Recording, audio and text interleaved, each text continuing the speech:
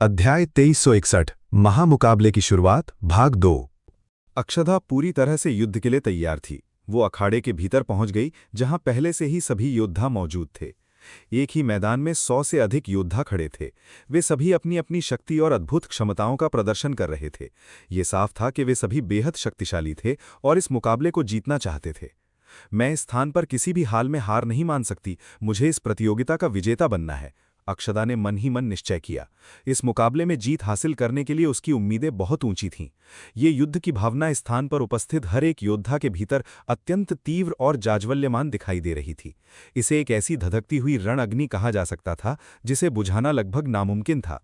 इस प्रतियोगिता में भाग लेने वाले सभी प्रतिभागी बेहद उत्साहित दिखाई दे रहे थे।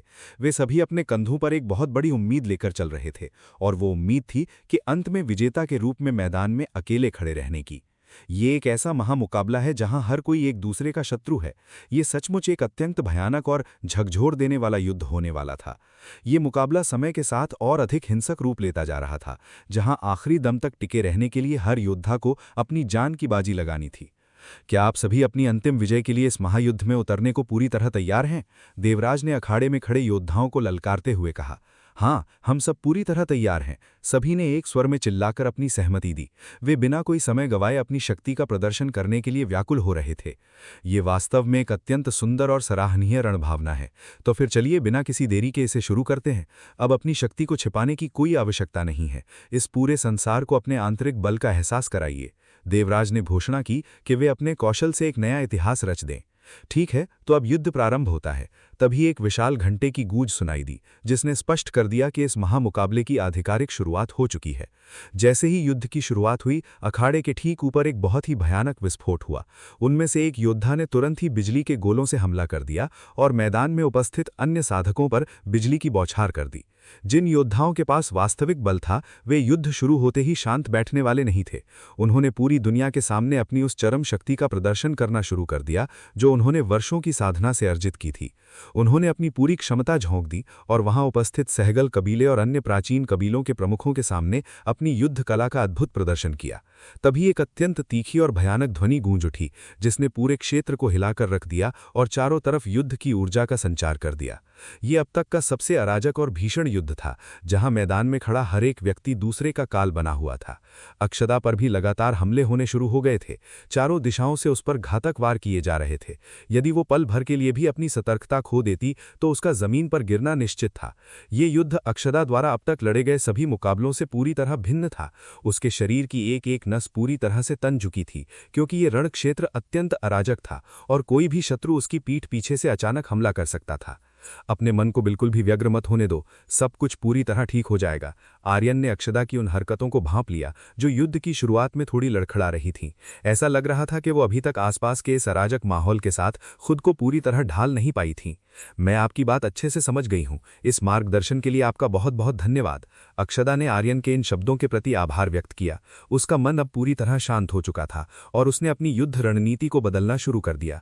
उसने अपने हाथ में मौजूद तलवार की मूठ को अत्यंत मजबूती से थाम लिया, जो इस बात का प्रतीक था कि उसका संकल्प अब हिमालय की तरह अडिग हो चुका है। मैं इन सभी को परास्त करके रहूंगी। तभी अक्षदा के पूरे शरीर से अत्यंत तीव्र सिंदूरी अग्नि की लपटें निकलने लगीं। इन लपटों ने उसके पूरे वजूद को ढक लिया और उसकी आंखों में केवल रणचंडी जैसी ज्वाला दिखाई देने लगी।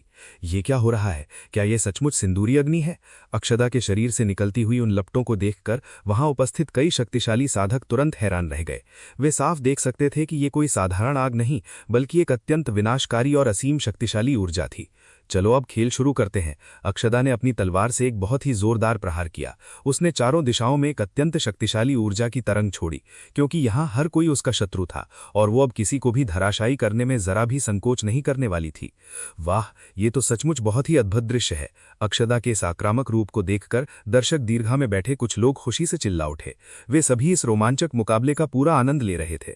अक्षदा द्वारा प्रदर्शित की गई इस असीम शक्ति ने अखाड़े में मौजूद अन्य सभी योद्धाओं के लिए एक बड़ा खतरा पैदा कर दिया था। उन सभी को लगने लगा था कि यदि इस प्रतियोगिता में बने रहना है तो सबसे पहले अक्षदा को ही मैदान से बाहर करना होगा। देखते ही देखते अक्षदा को चारों तरफ से कई शक्तिशाली योद्धाओं ने घेर लिया, जो केवल उसी को अपना निशाना बना रहे थे। उसे बहुत जल्द इस चक्रव्यूह से बाहर निकलने का कोई मार्ग खोजना होगा, अन्यथा दुश्मनों के इस संयुक्त हमले के सामने उसका टिक पाना कठिन हो जाएगा। अक्षदा को भी इस बात का आभास हो गया कि वे सभी केवल उसी के पीछे पड़े हुए थे। उसकी इस चरम शक्ति को देखकर वे सभी भयभीत थे और उसे सबसे पहले गिराना चाहते थे। तुम सबने एक अत्यंत गलत प्रतिद्वंद्वी का चुनाव कर लिया है। अब मेरी इस सिंदूरी तलवार के प्रहार का स्वाद चखो। अक्षदा ने अपनी आंतरिक ऊर्जा को चरम पर पहुंचाया और तलवार के एक ही विनाशकारी वार से अपने आसपास मौजूद कई साधकों को पल भर में धूल चटा दी। अक्षदा ने उन सभी शत्रुओं को एक ही झटके में पीछे धकेल दिया जो उस पर पीछे से वार करने का प्रयास कर रहे थे। उसका यह प्रहार इतना शक्तिशाली था जिसकी कल्पना भी उन योद्धाओं ने कभी नहीं की थी। पूरा हॉल तालियों की गूंज और जयकारों से गूंज उठा।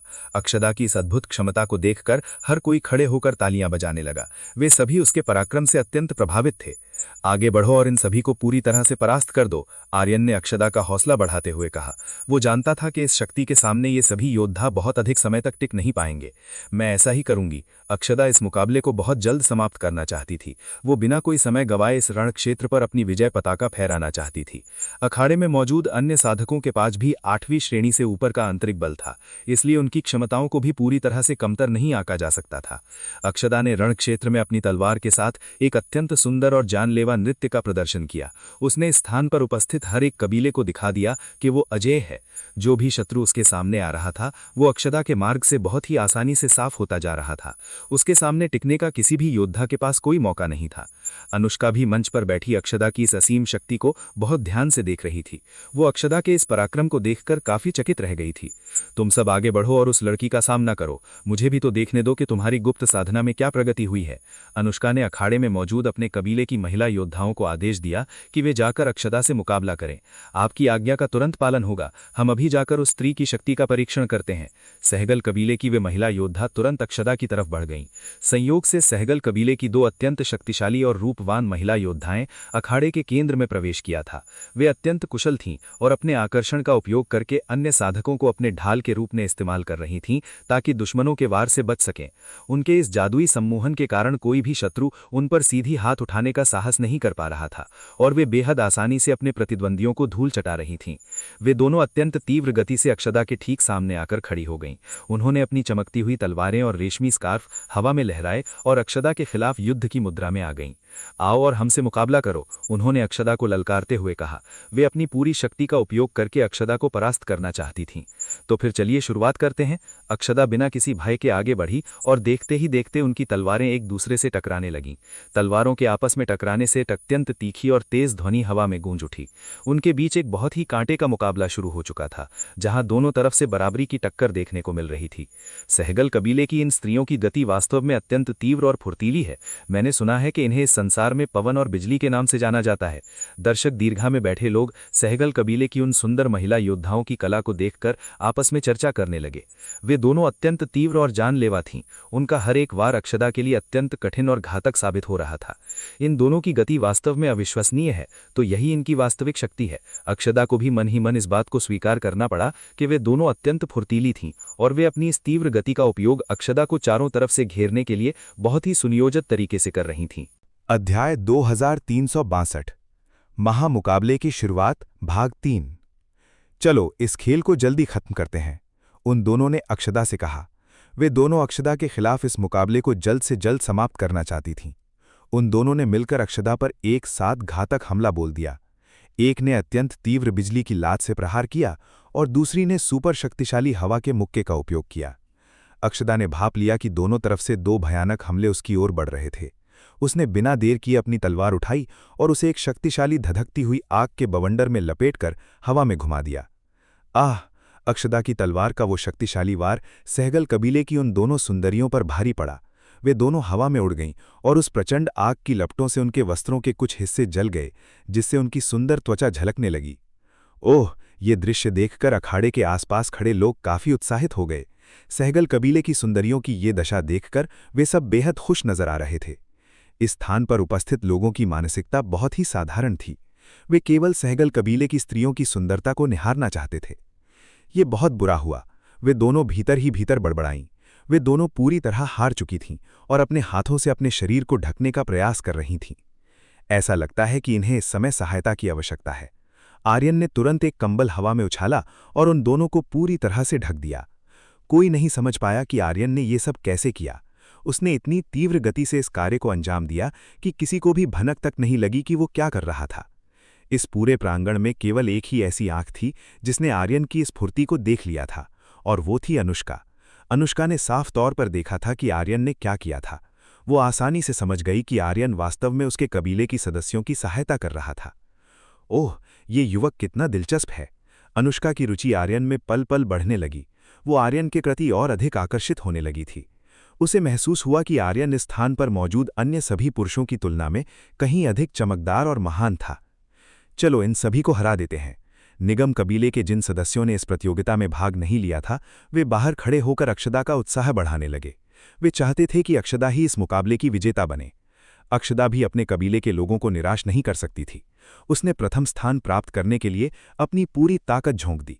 अपने आंतरिक बल का उपयोग करके उसने अखाड़े के सभी योद्धाओं को एक एक करके बाहर खदेड़ दिया। वो उन गिने चुने साधकों में से एक थी जो मैदान के केंद्र में अंत तक टिके रहने में सफल रहे थे।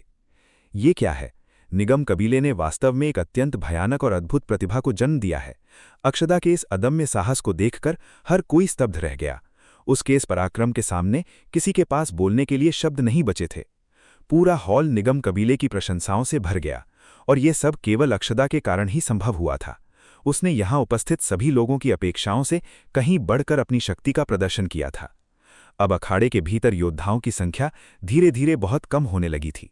केवल वही लोग शेष बचे थे जो वास्तव में अत्यंत शक्तिशाली और कुशल थे। अक्षदा भी समझ गई थी कि उसके प्रतिद्वंद्वी अब उंगलियों पर गिनने लायक रह गए हैं, और केवल असली धुरंधर ही मैदान में टिके हैं। कुछ समय बीतने के बाद मैदान में केवल 3 ही लोग बचे थे, जिनमें से एक अक्षदा थी और बाकी 2 चावला कबीले के सर्वश्रेष्ठ योद्धा थे। ऐसा लगता है कि अब मैं अकेली बची हूं। अक्षदा ने देखा कि अब उसे अकेले ही 2 शक्तिशाली शत्रुओं का सामना करना था। चलो एक सम्मानजनक और न्यायपूर्ण युद्ध लड़ते हैं। चावला कबीले के योद्धाओं ने अक्षदा से कहा। वे पूरी मर्यादा के साथ मुकाबला करना चाहते थे। मैं आपकी बात पूरी तरह समझती हूं। अक्षदा ने उनके भीतर की रण भावना को महसूस किया। वो आगे बढ़ी और चावला कबीले के उन 2 सबसे मजबूत शत्रुओं से लोहा लेने के लिए तैयार हो गई। जब चावला प्रमुख मंच से इस मुकाबले को देख रहे थे तो वे उनकी शक्ति का आकलन कर सकते थे कि कैसे वे एक दूसरे पर लगातार वार कर रहे थे और एक दूसरे को पटखनी देने का प्रयास कर रहे थे। इस समय मैदान में कबीले का कोई भी गठबंधन काम नहीं आ रहा था। वे सभी बस किसी भी कीमत पर अखाड़े में अकेले खड़े रहना चाहते थे। खट पट धड़ाम, उन सभी ने अपनी पूरी ताकत का प्रदर्शन किया। हथियारों के टकराने से हवा में चिंगारियां उठ रही थीं और उनके अस्त्र हवा में एक जानलेवा नृत्य कर रहे थे। अग्नि की भीषण शक्ति ने उन तीनों को अपनी चपेट में ले लिया था। उनके आंतरिक बल की गर्मी से पूरा अखाड़ा तपने लगा था। दर्शक दीर्घा में बैठे लोग अत्यंत उत्सुकता से इस नज़ारे को देख रहे थे। वे महसूस कर सकते थे कि वे तीनों बिना हार माने विजेता बनने के लिए अपना सब कुछ दांव पर लगा रहे थे। पीछे मत हटना, दुनिया को अपनी वास्तविक प्रतिभा दिखाओ, कबीले के बुजुर्गों ने चावला कबीले के युवा योद्धाओं का हौसला बढ़ाते हुए कहा। वे देखना चाहते थे कि उनकी ये युवा पीढ़ी सबकी अपेक्षाओं को पार करते हुए कितनी आगे जा सकती है। चावला कबीले के 2 महान योद्धाओं के सामने निगम कबीले की इस अकेली कन्या को लड़ते देख कुछ लोगों को अक्षदा पर दया आने लगी। चावला कबीले के 2 सबसे शक्तिशाली योद्धाओं से एक साथ मुकाबला करते हुए अक्षदा को रणक्षेत्र में थोड़ी कठिनाइयों का सामना करना पड़ रहा था। इस युद्ध का चरम क्षण अब आ चुका था और वे तीनों अपने अपने सबसे विनाशकारी प्रहारों को तैयार करने में जुट गए थे। चंद्र अग्नि तलवार, पृथ्वी ज्वाला प्रहार, सिंदूरी लहर। धड़ाम, उन तीनों ने एक ही समय पर अपने सबसे घातक हमलों का उपयोग किया। 3 असीम शक्तिशाली ऊर्जाएं आपस में टकराईं और अखाड़े में आग का एक अत्यंत विशाल और भव्य विस्फोट हुआ। ओह, अब आखिर कौन जीतेगा? हर कोई ये जानने के लिए व्याकुल था कि इस महायुद्ध का वास्तविक विजेता कौन बनने वाला है। चारों तरफ केवल इसी बात की सुगबुगाहट थी। जिस परिणाम का हर कोई बेसब्री से इंतजार कर रहा था वो अब बहुत जल्द सबके सामने आने वाला था। बस कुछ क्षणों की प्रतीक्षा शेष थी। वो भीषण आग काफी समय तक धधकती रही और जब लपटें धीरे धीरे शांत हुईं तो मैदान में अंत तक कौन खड़ा रहा। धुएं के बीच 3 धुंधली आकृतियां दिखाई दे रही थीं और कोई नहीं समझ पा रहा था कि किसकी स्थिति कैसी है, वे सुरक्षित हैं भी या नहीं। कुछ ही पलों बाद उन्होंने देखा कि 2 आकृतियां जमीन पर ढह गईं और केवल एक ही योद्धा था जो अभी भी गर्व से खड़ा था, और वो गौरवशाली आकृति अक्षदा की थी। अमर अग्नि आत्मा आभूषण धारण किए हुए वो कन्या पूरी दृढ़ता के साथ खड़ी थी और ये साफ देखा जा सकता था कि उसे एक खरोंच तक नहीं आई थी। क्या निगम कबीले की वो लड़की सचमुच इस विनाशकारी हमले से सुरक्षित बच गई? उसने ये असंभव कार्य आखिर कैसे किया? ये रिजल्ट इस स्थान पर उपस्थित किसी भी व्यक्ति की सोच से पूरी तरह परे था। उन्हें विश्वास ही नहीं हो रहा था कि अक्षदा जीत चुकी है। मैं जीत गई। अक्षदा इस ऐतिहासिक विजय से अत्यंत प्रसन्न थी। उसने आखिरकार प्रथम स्थान प्राप्त कर लिया था। ये वही गौरव था जिसका अक्षदा बहुत लंबे समय से इंतजार कर रही थी। अद्भुत! ये एक ऐसा परिणाम है जिसकी कल्पना इस कबीले के किसी भी व्यक्ति ने सपने में भी नहीं की होगी। हा हा हा हा! देवराज ने पूरे हॉल में गूंजते हुए ऊंचे स्वर में कहा। निगम कबीले की अक्षदा को इस महाविजय पर बहुत बहुत बधाई हो। तुमने एक अत्यंत अविश्वसनीय कार्य किया है। तुम्हें इस विजय के लिए एक बहुत ही उत्तम पुरस्कार दिया जाएगा। देवराज ने अक्षदा को सम्मानित करते हुए कहा। यह पूरी तरह से असंभव है।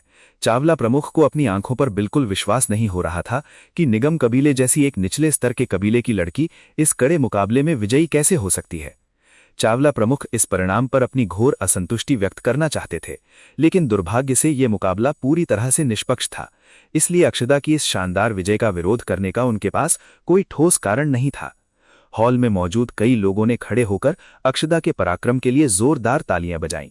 वे सभी अक्षदा की इस अद्भुत उपलब्धि की सराहना कर रहे थे। उन सभी ने स्वीकार किया कि यह मुकाबला पूरी तरह से न्यायपूर्ण था और इसमें किसी प्रकार का छल नहीं किया गया था। इन युवा योद्धाओं को अपनी शक्ति का प्रदर्शन करते देखकर क्या आप सभी के भीतर की रण अग्नि भी भड़क उठी है? क्या आप बुजुर्ग भी इस अखाड़े में उतरना चाहते हैं? देवराज ने वहां बैठे कबीले के प्रमुखों और बुजुर्गों को ललकारते हुए कहा। अरे हाँ, मैं पूरी तरह से उत्साहित हूं। एक लंबा अरसा बीत गया जब मेरी हड्डियों ने किसी वास्तविक युद्ध का स्वाद चखा था, और वो भी एक ऐसा युद्ध जहां हर कोई शत्रु हो। वहां उपस्थित सभी बुजुर्ग और प्रमुख अब अखाड़े में उतरने के लिए उतावले हो रहे थे। मैं वापस आ गई हूं। अक्षदा अपनी विजय के बाद आर्यन के पास लौट आई। उसे पुरस्कार के रूप में क्रिस्टल का एक बड़ा भंडार और कई अमूल्य औषधियां प्राप्त हुई थीं। तुम्हें इस शानदार विजय पर बहुत बहुत बधाई हो, आर्यन ने अक्षदा का स्वागत करते हुए कहा। आर्यन के अलावा निगम कबीले के मुखिया और अन्य सदस्यों ने भी अक्षदा को घेर लिया और बधाई दी। वे सभी अक्षदा की इस ऐतिहासिक प्रदर्शन से फूले नहीं समा रहे थे। क्या आप भी इस अगले मुकाबले में भाग लेने जा रहे हैं? अक्षदा ने उत्सुकता से पूछा। हाँ बिल्कुल, मैं भी इस महामुकाबले का हिस्सा बनना चाहता हूं और देखना चाहता हूं कि इन दिग्गजों में कितना दम है, आर्यन ने मुस्कुराते हुए अक्षदा से कहा। थोड़ा संभल कर रहिएगा, वहां कई अत्यंत शक्तिशाली और शातिर पुराने बुजुर्ग मौजूद हैं। भले ही आप भीतर से कितने भी मजबूत क्यों न हो, लेकिन उनके पास कूटनीति और युद्ध के कई गुप्त हथकंडे छिपे हुए हैं, निगम कबीले के मुखिया ने आर्यन को सचेत करते हुए कहा। निगम कबीले के मुखिया खुद इस मुकाबले में भाग नहीं लेने जा रहे थे, क्योंकि उनकी शारीरिक स्थिति अभी तक पूरी तरह से ठीक नहीं हुई थी। मैं आपकी इस मूल्यवान सलाह को हमेशा ध्यान में रखूंगा, आर्यन ने निगम कबीले के मुखिया के प्रति सम्मान व्यक्त किया। तो ये युवक भी इस मुकाबले में उतरने वाला है? बहुत अच्छा, फिर तो मैं भी इस मैदान में जरूर कदम उठाऊंगी। अनुष्का ने भी तुरंत इस महायुद्ध में शामिल होने का निर्णय ले लिया। वो आर्यन को अपनी आंखों से ओझल नहीं होने देना चाहती थी। चलिए देखते हैं कि आप इस चक्रव्यूह से सुरक्षित बाहर कैसे निकल पाते हैं। अनुष्का ने अपने चेहरे पर एक अत्यंत सुंदर और मदहोश कर देने वाली मुस्कान बिखेरते हुए मन ही मन कहा। अध्याय 2363 महामुकाबले की शुरुआत भाग 4। अनुष्का की उस तीखी नजर को महसूस करके आर्यन के शरीर में सिहरन पैदा होने लगी थी। ये स्त्री आखिर मेरे साथ क्या करने की योजना बना रही है? आर्यन ने अनुष्का की तरफ देखते हुए सोचा कि वो न जाने कौन सा नया पैंतरा आजमाने वाली थी। देखते ही देखते बहुत से लोग मंच से नीचे उतर आए। वे सभी एक एक करके सीधे अखाड़े के भीतर पहुंच गए। अनुष्का और चावला प्रमुख भी मैदान में आ गए। वहीं दूसरी ओर पाषाण कबीले ने अभी भी इस युद्ध में कोई रुचि नहीं दिखाई और उनके प्रमुख धीरन अभी भी अपनी सीट पर आराम से बैठे हुए थे। धीरन को इस मुकाबले को शुरू करने में कोई दिलचस्पी नहीं लग रही थी। कोई नहीं जानता था कि उनके दिमाग में क्या चल रहा था। वे बस शांति से बैठकर इस युद्ध को देख रहे थे। सभी योद्धाओं के प्रवेश करने के बाद अब मुकाबला बहुत जल्द शुरू होने वाला था। ये पहले की तुलना में कहीं अधिक अराजक और भयानक होने वाला था, क्योंकि यहाँ मौजूद लगभग हर एक व्यक्ति डिवाइन रेल्म के चरम स्तर पर था। ठीक है, तो अब बिना किसी संकोच के शुरुआत की जाए और अपनी पूरी शक्ति से तबाही मचा दी जाए, देवराज ने ऊंचे स्वर में कहा। उन्होंने सभी को आदेश दिया कि वे अब अपने हाथ न रोकें और अपने भीतर के पूरे बल के साथ युद्ध लड़ें। आगे बढ़ो। ये सुनते ही पूरा अखाड़ा योद्धाओं की गर्जना से गूंज उठा। उन सभी ने एक ही पल में अपनी अत्यंत आक्रामक और दबदबा बनाने वाली ऊर्जा चारों तरफ फैला दी। धरती कांपने लगी और चारों तरफ गहरी गूंज पैदा होने लगी। ये वास्तव में बड़े बड़े दिग्गजों और महायोद्धाओं के बीच का मुकाबला था। अरे बाप रे! आप सभी तो सचमुच बहुत अधिक उत्साहित दिखाई दे रहे हैं, अनुष्का ने ये सब देखकर मुस्कुराते हुए कहा। वे सभी अत्यधिक उतावले नजर आ रहे थे और किसी उग्र सांड की भांति एक दूसरे पर झपट रहे थे। धड़ाम! अखाड़े के बीचों बीच एक बहुत ही जोरदार धमाका हुआ, जो इस बात का संकेत था कि यह महायुद्ध अब पूरी तरह से शुरू हो चुका था। चावला प्रमुख ने अपना भाला हवा में लहराया और युद्ध के लिए पूरी तरह से तैयार हो गए। इसी बीच अनुष्का सीधे आर्यन की तरफ बढ़ने लगी। उसका इरादा आर्यन से बिना किसी हथियार के केवल अपने हाथों से मुकाबला करना था। आखिरकार हम दोनों इस भीड़ में एक दूसरे के आमने सामने अकेले आ ही गए, अनुष्का ने आर्यन के करीब आकर कहा। अनुष्का के मुख से निकले ये शब्द वहां मौजूद हर एक योद्धा के कानों में पूरी तरह साफ सुनाई दे गए, जिसने स्वाभाविक रूप से उन सभी के मन में आर्यन के प्रति घोर ईर्ष्या और असंतोष पैदा कर दिया। कृपया ऐसे शब्दों का प्रयोग न करें जिससे दूसरे लोगों के मन में कोई बड़ी गलतफहमी पैदा हो, आर्यन ने अनुष्का को टोकते हुए कहा। तुम ये क्या कह रहे हो? जो कुछ भी हमारे बीच घटित हो चुका है, क्या तुम इतनी आसानी से उस सबको भूल गए? अनुष्का ने अत्यंत लाचार और दुखी होने का नाटक करते हुए कहा। अनुष्का इस समय एक ऐसी परित्यक्त स्त्री की तरह व्यवहार कर रही थी जिसके शब्द अत्यंत नाटकीय थे और ऐसा लग रहा था जैसे किसी पुरुष ने उसे धोखा देकर छोड़ दिया हो। ये देखकर आर्यन का चेहरा पूरी तरह से काला पड़ने लगा। वो भांप गया था कि अनुष्का क्या करने का प्रयास कर रही थी। वो जानबूझकर कोई बड़ा बवंडर खड़ा करना चाहती थी। मुझे इस बकवास को यहीं और इसी वक्त रोकना होगा। आर्यन समझ गया था कि अगर उसने तुरंत कुछ नहीं किया तो बहुत जल्द एक बहुत बड़ी मुसीबत खड़ी हो जाएगी और तब तक स्थिति उसके नियंत्रण से पूरी तरह बाहर हो चुकी होगी। आर्यन ने बिना कोई समय गंवाए तेजी से कदम पीछे खींचे। वो अनुष्का से दूरी बनाकर तुरंत एक सुरक्षित स्थान की तरफ भाग निकला। अनुष्का अभी भी वहीं खड़ी गहरी सोच में डूबी हुई थी। ऐसा लग रहा था कि वो अभी अभी घटी इस घटना के प्रभाव से पूरी तरह बाहर नहीं आ पाई थी। खचाखच! अचानक अनगिनत योद्धाओं ने आर्यन को अपना एकमात्र निशाना बना लिया। उन्होंने अपने तरह तरह के घातक हथियारों को हवा में लहराए और सीधे आर्यन पर प्राणघातक वार करने शुरू कर दिए। आर्यन केवल अत्यंत फुर्ती से उन सभी हमलों से खुद को बचाता जा रहा था। उसने अपने दोनों हाथ अपनी पीठ के पीछे बांध रखे थे और बिना हाथ उठाए ही वो अपने शरीर की ओर आने वाले हर एक वार को हवा में चकमा दे रहा था। रणक्षेत्र का पूरा नक्शा पल भर में बदल चुका था। जहां पहले सभी योद्धा एक दूसरे को हराने के लिए आपस में लड़ रहे थे, वहीं अब उन सभी का एकमात्र लक्ष्य केवल और केवल आर्यन को धूल चटाना बन चुका था। ऐसा प्रतीत होता है कि वे एक अत्यंत गंभीर संकट में घिर चुके हैं। हर कोई उनकी जान का दुश्मन बन बैठा है। अक्षदा ने जब सभी को आर्यन की ओर बढ़ते देखा तो उसके चेहरे पर गहरी चिंता की लकीरें उभर आईं। उसने इस पूरे अखाड़े के योद्धाओं को अकेले ही अपना शत्रु बना लिया। ये युवक वास्तव में असीम साहसी है, निगम कबीले के मुखिया हर्षित ने कहा। अनुष्का को चाहने और उसका सम्मान करने वाले लोगों की संख्या बहुत अधिक थी, इसलिए आर्यन की इस हरकत पर उनका इस प्रकार क्रोधित होना कोई आश्चर्य की बात नहीं थी। परंतु वे वास्तव में अत्यंत अद्भुत हैं। अपने दोनों हाथों को पीठ पीछे रखकर इतने सारे हमलों को इतनी सहजता से चकमा देना, ये कोई साधारण बात नहीं है। ये तो कुछ ज्यादा ही अविश्वसनीय है, हर्षित ने चकित होते हुए कहा। आर्यन जो कर रहा था वो सचमुच अखाड़े के दिग्गजों के अहंकार पर एक करारा प्रहार था। वो बिना अपने हाथों का उपयोग किए हर एक जानलेवा वार से बच निकलने में पूरी तरह सफल हो रहा था। ये निश्चित रूप से एक अत्यंत उच्च स्तर की युद्ध कला थी, जिसे सीख पाना किसी भी साधारण साधक के बस की बात नहीं थी। हर्षित तो उसकी इस अद्भुत फुर्ती को देखकर चक्कर में पड़ गए थे। इसे यहीं रोक दो, इसे किसी भी कीमत पर इस प्रांगण से जीवित बाहर मत जाने देना। सभी योद्धाओं ने मिलकर आर्यन को चारों तरफ से घेर लिया। सैकड़ों शक्तिशाली दिग्गजों के बीच आर्यन बुरी तरह घिर चुका था और स्थिति अब वास्तव में उसके पक्ष में नहीं दिखाई दे रही थी। इन सभी लोगों के दिमाग को आखिर क्या हो गया है?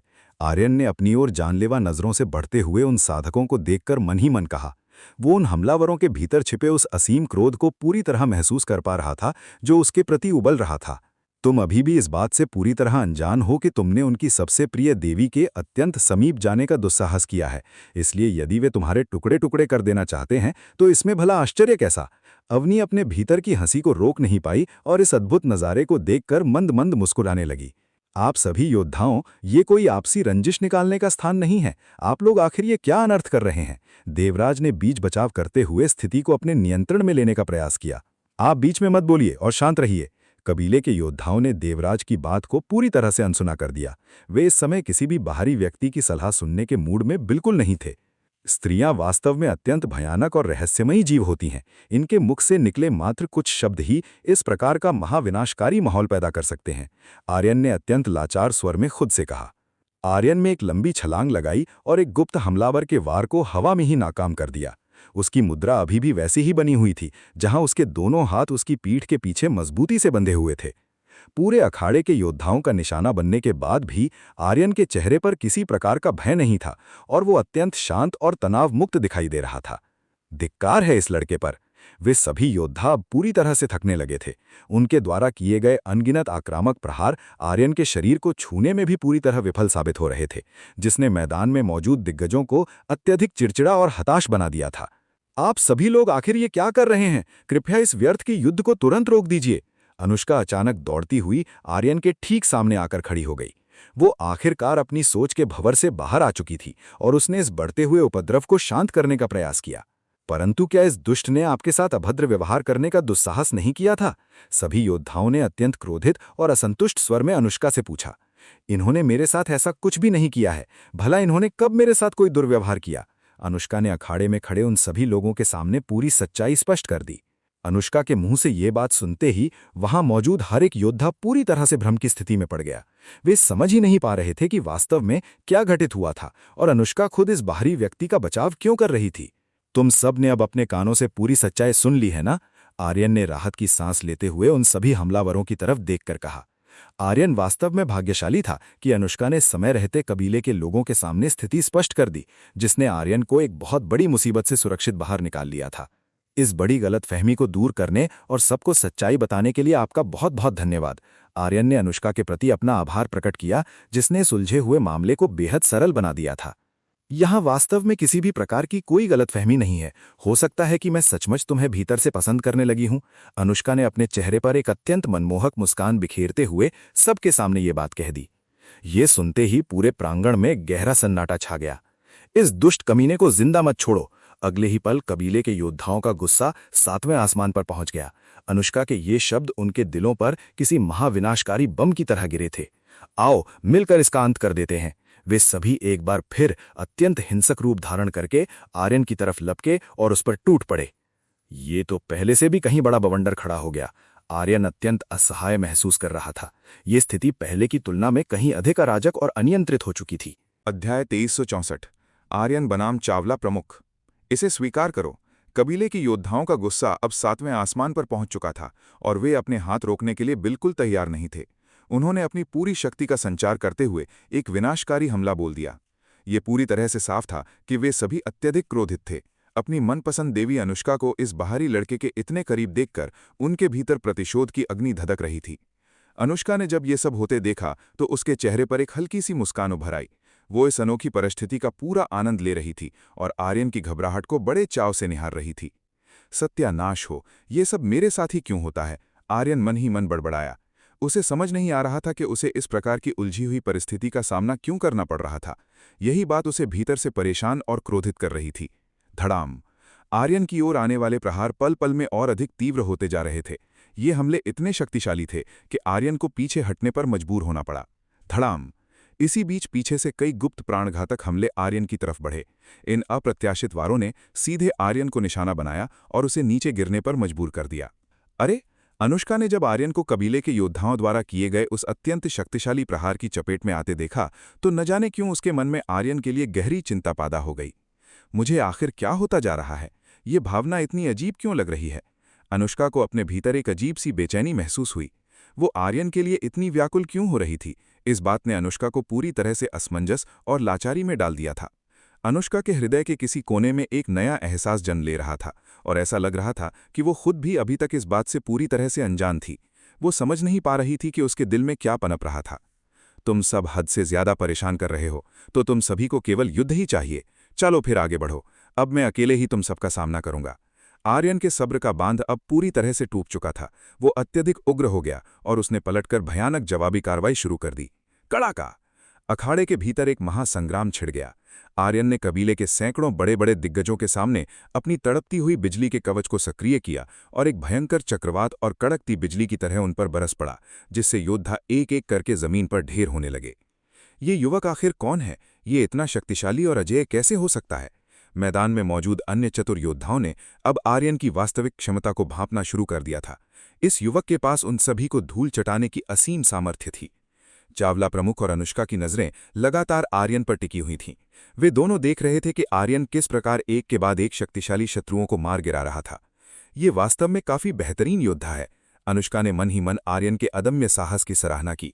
उसकी शक्ति वास्तव में काबिले तारीफ थी। ये लड़का एक योग्य शत्रु है, तो फिर मैं भी इस युद्ध का हिस्सा बनूंगा। चावला प्रमुख इस भयंकर मुकाबले को देखकर खुद को रोक नहीं पाए। जब इतना शानदार युद्ध छिड़ चुका था तो वे पीछे रहकर मनोरंजन का मौका कैसे गंवा सकते थे। मैदान में एक अत्यंत भीषण युद्ध छिड़ गया। चारों दिशाओं से लोग केवल एक अकेले योद्धा को हराने के लिए उस पर टूट पड़ रहे थे। ये एक ऐसा मुकाबला था जो पूरी तरह से आत्मघाती लग रहा था और जिसे जीत पाना किसी के लिए भी असंभव था। परंतु आर्यन को हारना बिल्कुल पसंद नहीं था। उसने चारों तरफ से आने वाले शत्रुओं के वारों को निष्फल करने के लिए अपनी युद्ध कला के हर एक गुप्त पैंतरे और रक्षात्मक तकनीक का उपयोग करना शुरू कर दिया। ये तो अचूक और अभेद्य सुरक्षा है। इतने शक्तिशाली प्रहारों को सीधे अपने शरीर पर झेलने के बाद भी इसे एक खरोंच तक नहीं आई। दर्शक दृगिका में बैठे सभी लोग आर्यन की इस अकल्पनीय रक्षा प्रणाली को देखकर स्तब्ध रह गए। वो इतनी कुशलता से खुद का बचाव कर रहा था कि सर्वोच्च स्तर के साधकों के हमले भी उसके शरीर को भेदने में पूरी तरह से नाकाम साबित हो रहे थे। अत्यंत अद्भुत, ये वास्तव में बहुत ही बेहतरीन है। अब मुझसे मुकाबला करके दिखाओ। चावला प्रमुख अचानक अखाड़े के बीच में आ गए। उन्होंने अपने भारी भाले को हवा में घुमाया और सीधे आर्यन के शरीर को निशाना बनाकर तगड़ा प्रहार किया। झनझनाहट। आर्यन का शरीर वज्र के समान अत्यंत कठोर था। चावला प्रमुख का वो घातक हथियार आर्यन की त्वचा को भेदने में पूरी तरह से असमर्थ रहा और उसके तगड़े प्रभाव के कारण खुद चावला प्रमुख को कई कदम पीछे हटने के लिए मजबूर होना पड़ा। क्या ये मजाक है? कोई साधक भला ऐसा कैसे कर सकता है? चावला प्रमुख ने चकित होकर आर्यन की ओर देखा। उन्होंने साफ महसूस किया कि आर्यन की शारीरिक सुरक्षा इतनी अभेद्य थी कि उनके हाथ में मौजूद शक्तिशाली भाला भी उसका कुछ नहीं बिगाड़ सका। ये तो बहुत अच्छा हुआ कि मुझे अतीत में एक अत्यंत शक्तिशाली विरासत प्राप्त हुई थी, अन्यथा इस वार से मेरे शरीर पर हल्के निशान आ सकते थे। आर्यन ने मन ही मन सोचा। पिछले कुछ समय में उसका शरीर पहले से कहीं अधिक मजबूत हो चुका था। इसी कारण वो बिना किसी नुकसान के इस प्रहार को झेलने में सफल रहा था। तुम सचमुच बहुत शक्तिशाली हो। मैं तुम्हारी इस असीम शक्ति को स्वीकार करता हूं। चलो अब हमारे बीच तब तक युद्ध होगा जब तक कि हम में से कोई एक ही मैदान में शेष न रह जाए। चावला प्रमुख ने आर्यन को खुली चुनौती देते हुए कहा। जैसे ही चावला प्रमुख मैदान के केंद्र में आए, बाकी सभी योद्धाओं ने अपने कदम पीछे खींच लिए और उनसे एक सुरक्षित दूरी बना ली। उनमें से किसी के भीतर इतना साहस नहीं था कि वे चावला प्रमुख के भाले की चपेट में आने का रिस्क उठा सकें। यदि कोई उनकी भाले की जद में आ जाता तो वो बड़ी आसानी से अखाड़े से बाहर फेंक जाता, जो उन सभी के लिए एक बहुत बड़ी हार होती। चलो अब दो दो हाथ हो जाएं। वे दोनों एक दूसरे के सामने डट गए और अपने भीतर के वास्तविक बल का प्रदर्शन करने लगे। मुकाबला पल भर में अत्यंत हिंसक और भीषण हो गया, जिसके कारण अनगिनत योद्धा तुरंत अखाड़ा छोड़कर बाहर भागने लगे और मैदान के भीतर टिके रहने वाले लोगों की संख्या बहुत ही कम रह गई। अनुष्का अभी भी एक कोने में शांत खड़ी होकर इस महायुद्ध को देख रही थी। ऐसा लग रहा था कि इस भयानक लड़ाई का उस पर कोई प्रभाव नहीं पड़ रहा था। उसका दिव्य आकर्षण ही कुछ ऐसा था कि चारों तरफ मचे इस उपद्रव के बाद भी वह पूरी तरह से सुरक्षित थी। यहाँ तक कि योद्धाओं का एक पूरा समूह उसकी रक्षा के लिए ढाल बनकर खड़ा था, ताकि भूल से भी कोई वार उसे न छू सके। अनुष्का की लोकप्रियता युवाओं से लेकर बुजुर्गों तक इतनी अधिक थी कि हर कोई उसे अपनी आंखों का तारा मानता था और उसकी सुरक्षा करके उसका प्रेम पाना चाहता था। पीछे हटो बूढ़े आदमी। आर्यन ने लगातार कई तीव्र प्रहार करके चावला प्रमुख की मजबूत सुरक्षा को पूरी तरह से तहस नहस कर दिया। चावला प्रमुख ने अपने भाले का उपयोग करके आर्यन के इन घातक हमलों को रोकने का भरसक प्रयास किया, लेकिन न जाने कैसे आर्यन के कुछ वार उनकी रक्षात्मक सीमा को पार करके सीधे उन पर जा लगे। इसने केवल अपने खाली हाथों से मेरे शक्तिशाली प्रहार को रोक दिया। इसके अलावा इसकी ये अकल्पनीय गति आखिर क्या है? चावला प्रमुख को अपनी आंखों पर विश्वास नहीं हो रहा था कि आर्यन इतनी तीव्र गति का प्रदर्शन कर सकता था। आज तक के इतिहास में ऐसा कोई योद्धा नहीं हुआ था जो आर्यन की तरह केवल अपने खाली हाथों से चावला प्रमुख जैसे धुरंधर की सुरक्षा को इस प्रकार छिन्न भिन्न कर सके। धड़ाम! आर्यन का एक सीधा और अत्यंत सटीक प्रहार चावला प्रमुख के शरीर के एक कमजोर हिस्से पर जा लगा। इस शक्तिशाली वार के लगते ही चावला प्रमुख हवा में तैरते हुए दूर जा गिरे। चावला प्रमुख हवा में चक्र की तरह घूमते हुए काफी दूर तक गए, लेकिन उन्होंने बड़ी कुशलता से अपने हाथों का सहारा लेकर जमीन पर एक कलाबाजी खाई और खुद को संभाल लिया। वे तुरंत उठकर खड़े हो गए और उनकी नजरें दोबारा आर्यन पर टिक गईं। उनके हाथ में मौजूद वो भारी भाला इस समय हल्के से कांप रहा था, मानो वो आर्यन के साथ एक और अधिक भीषण युद्ध लड़ने के लिए व्याकुल हो रहा हो। ये हुई ना बात। बहुत लंबा समय बीत गया जब किसी योद्धा ने मुझे इस हद तक रोमांचित किया हो। अब इस स्थान पर हमारे बीच असली महायुद्ध शुरू होगा। चावला प्रमुख ने आर्यन की तरफ देखकर कहा। वे अब अपनी वास्तविक और गुप्त शक्तियों को जगाने के लिए पूरी तरह से तैयार थे। अचानक चारों तरफ एक भयंकर चक्रवाती हवा चलने लगी और उसने चावला प्रमुख के हाथ में मौजूद भाले को पूरी तरह से अपनी चपेट में ले लिया। चावला प्रमुख ने उस हवा से लिपटे भाले को पूरी ताकत से आर्यन की ओर उछाल दिया। आकाश वायु नियम। आर्यन ने चावला प्रमुख के उस विनाशकारी हमले को रोकने के लिए अपने स्वयं के शरीर से निकलने वाली हवा की असीम शक्ति का आवाहन किया। जब विनाशकारी क्षमता से भरी वे दो प्रचंड हवाएं आपस में टकराईं, तो अखाड़े के भीतर हवा का एक अत्यंत शक्तिशाली विस्फोट हुआ, जिसकी तीव्र लहरों ने मैदान में बचे खुचे अन्य योद्धाओं को भी तिनके की तरह उड़ाकर बाहर फेंक दिया। यह तो अत्यंत अविश्वसनीय है। ये कितनी विशाल और असीम शक्ति है। अखाड़े के बाहर खड़े सभी लोग आर्यन और चावला प्रमुख के बीच चल रहे इस उच्च स्तरीय महामुकाबले को देखकर पूरी तरह से दंग रह गए थे। आगे बढ़ो और इस लड़के को धूल चटा दो। चावला प्रमुख ने आर्यन की ओर देखते हुए एक भयंकर गर्जना की। उन्होंने तत्परता से अपनी आंतरिक ऊर्जा को बढ़ाते हुए सामने मौजूद भाले की शक्ति को 2 गुना कर दिया। परंतु आर्यन भी किसी भी परिस्थिति में हार मानने वालों में से नहीं था। उसने चावला प्रमुख को पूरी तरह से परास्त करने के लिए अपने भीतर से हवा की और अधिक प्रचंड शक्ति को मुक्त किया। वह मुकाबला अब अपने चरम पर पहुंच चुका था, जहां 2 अत्यंत शक्तिशाली वायु ऊर्जाएं एक दूसरे को निगल जाने के लिए आपस में टकरा रही थीं। अब और अधिक शक्ति। आर्यन ने अपने आंतरिक बल को एक नया आयाम दिया, जिससे एक अत्यंत भीषण वायु का ब्लास्ट उत्पन्न हुआ, जिसने चावला प्रमुख को भारी संकट में डाल दिया। इस युवक की वायु शक्ति तो मेरी कल्पना से भी कहीं अधिक प्रबल है। मेरे साथ ऐसा भयंकर मजाक नहीं हो सकता। ये कदापि संभव नहीं है। चावला प्रमुख को अपनी आंखों पर बिल्कुल विश्वास नहीं हो रहा था कि कोई उनसे भी बेहतर वायु कला का प्रदर्शन कर सकता था। चावला प्रमुख इस बात को स्वीकार करने के लिए बिल्कुल तैयार नहीं थे। वे अपनी इस पराजय को मानने से कतरा रहे थे। तुम्हारा खेल अब यहीं समाप्त होता है। इसे पूरी तरह से महसूस करो, आर्यन ने चावला प्रमुख से कहा। उसने तुरंत वायु की एक अत्यंत प्रचंड और निर्णायक शक्ति का प्रहार किया, जिसने चावला प्रमुख को हवा में उड़ाते हुए सीधे अखाड़े के बाहर फेंक दिया। चावला प्रमुख बुरी तरह से मैदान से बाहर हो चुके थे। आर्यन के उस अंतिम वार ने उन्हें इतनी दूर फेंका कि वे अखाड़े की सीमा से काफी दूर जाकर गिरे। ओह! आर्यन के उस सीधे और प्रचंड हमले को पूरी तरह अपने शरीर पर झेलने के कारण चावला प्रमुख का पूरा शरीर इस समय असहनीय दर्द से कराह रहा था। अध्याय 2365 पाषाण कबीले की चाल। आखिरकार मैंने उस इंसान से पूरी तरह छुटकारा पा लिया। आर्यन ने चावला प्रमुख को मैदान से बाहर खदेड़ने के बाद राहत की सांस लेते हुए कहा। अब अखाड़े में केवल एक ही व्यक्ति शेष बचा था, और वो थी अनुष्का, जो इस स्थान पर मौजूद सभी लोगों में सबसे अधिक अनपेक्षित और उलझन पैदा करने वाली स्त्री थी। अनुष्का के पास एक अत्यंत सम्मोहक और शक्तिशाली आकर्षण था, इसलिए वो सबसे कठिन प्रतिद्वंदी थी, जो पूरे युद्ध के प्रवाह को अपने नियंत्रण में रख सकती थी। तो तुम्हारा ये युद्ध अब पूरी तरह समाप्त हो चुका है, अनुष्का ने आर्यन की तरफ देखते हुए अत्यंत सहजता से कहा। इस सब में भला किसकी भूल है? क्या ये सब केवल तुम्हारी वजह से ही घटित नहीं हुआ है? आर्यन ने सीधे अनुष्का की आंखों में देखते हुए कहा।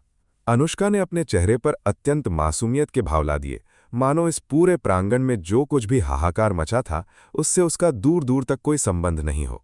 फुफुफुफु, अनुष्का धीरे से मुस्कुराई। वो वास्तव में आर्यन को इस प्रकार तंग करने का पूरा आनंद ले रही थी। ये उसके जीवन के सबसे मनोरंजक क्षणों में से एक था। ठीक है, तो अब तुम्हें हराने का उचित समय आ चुका है, आर्यन ने अनुष्का की ओर कदम बढ़ाते हुए कहा कि अब वो उसे पटखनी देने जा रहा है। अरे नहीं, क्या तुम सचमुच मेरे साथ कुछ अनुचित करने जा रहे हो?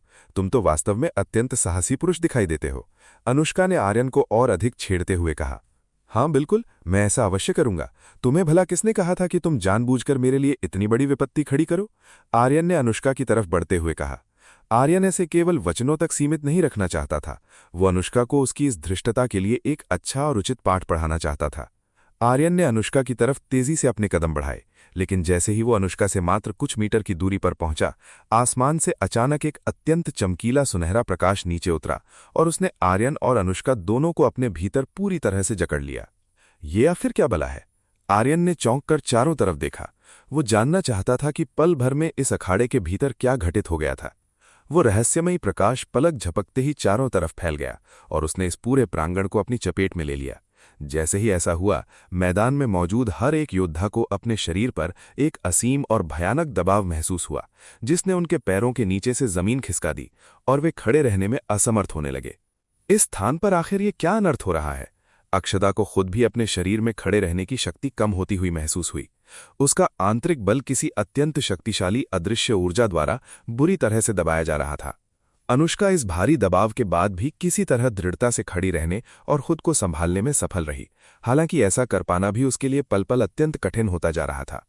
परंतु आर्यन पर इस असीम दबाव का कोई प्रभाव नहीं पड़ा। वो पहले की भांति ही पूरी तरह शांत और स्थिर खड़ा रहा। तुम ये आखिर क्या प्रपंच रच रही हो? आर्यन ने अनुष्का की ओर देखते हुए पूछा कि वो कबीलों के विनाश के लिए कौन सी नई गुप्त विद्या का उपयोग कर रही थी। ये मैंने नहीं किया है। अनुष्का ने तुरंत आर्यन की शंका को दूर करते हुए कहा कि इस विनाशकारी प्रकाश से उसका कोई लेना देना नहीं था। यदि ये तुमने नहीं किया है तो फिर इस पूरे हॉल में ऐसा भयानक जाल बुनने की सामर्थ्य भला किसमें है? आर्यन ने सोचा कि अनुष्का के अतिरिक्त यहां ऐसा कौन हो सकता था। मैं इसके बारे में निश्चित रूप से तो नहीं जानती, परंतु इतना अवश्य है कि किसी ने हम सभी को पूरी तरह से कमजोर करने के लिए एक अत्यंत उच्च स्तरीय व्यूह रचना का उपयोग किया है। अनुष्का ने आर्यन को सचेत करते हुए कहा। यह पूरी तरह से साफ हो चुका था कि ये एक अत्यंत प्राचीन और घातक व्यूह रचना थी जो साधकों की शक्ति को पूरी तरह सोख सकती थी। यहां तक कि अनुष्का जैसी शक्तिशाली स्त्री भी इसके प्रभाव के कारण कमजोर पड़ने लगी थी। ये नीच हरकत भला किसने की है? आर्यन ने अपनी तीखी नजरें चारों तरफ घुमाई। वो इस रहस्यमयी हमले के पीछे छिपे वास्तविक अपराधी की खोज करने लगा।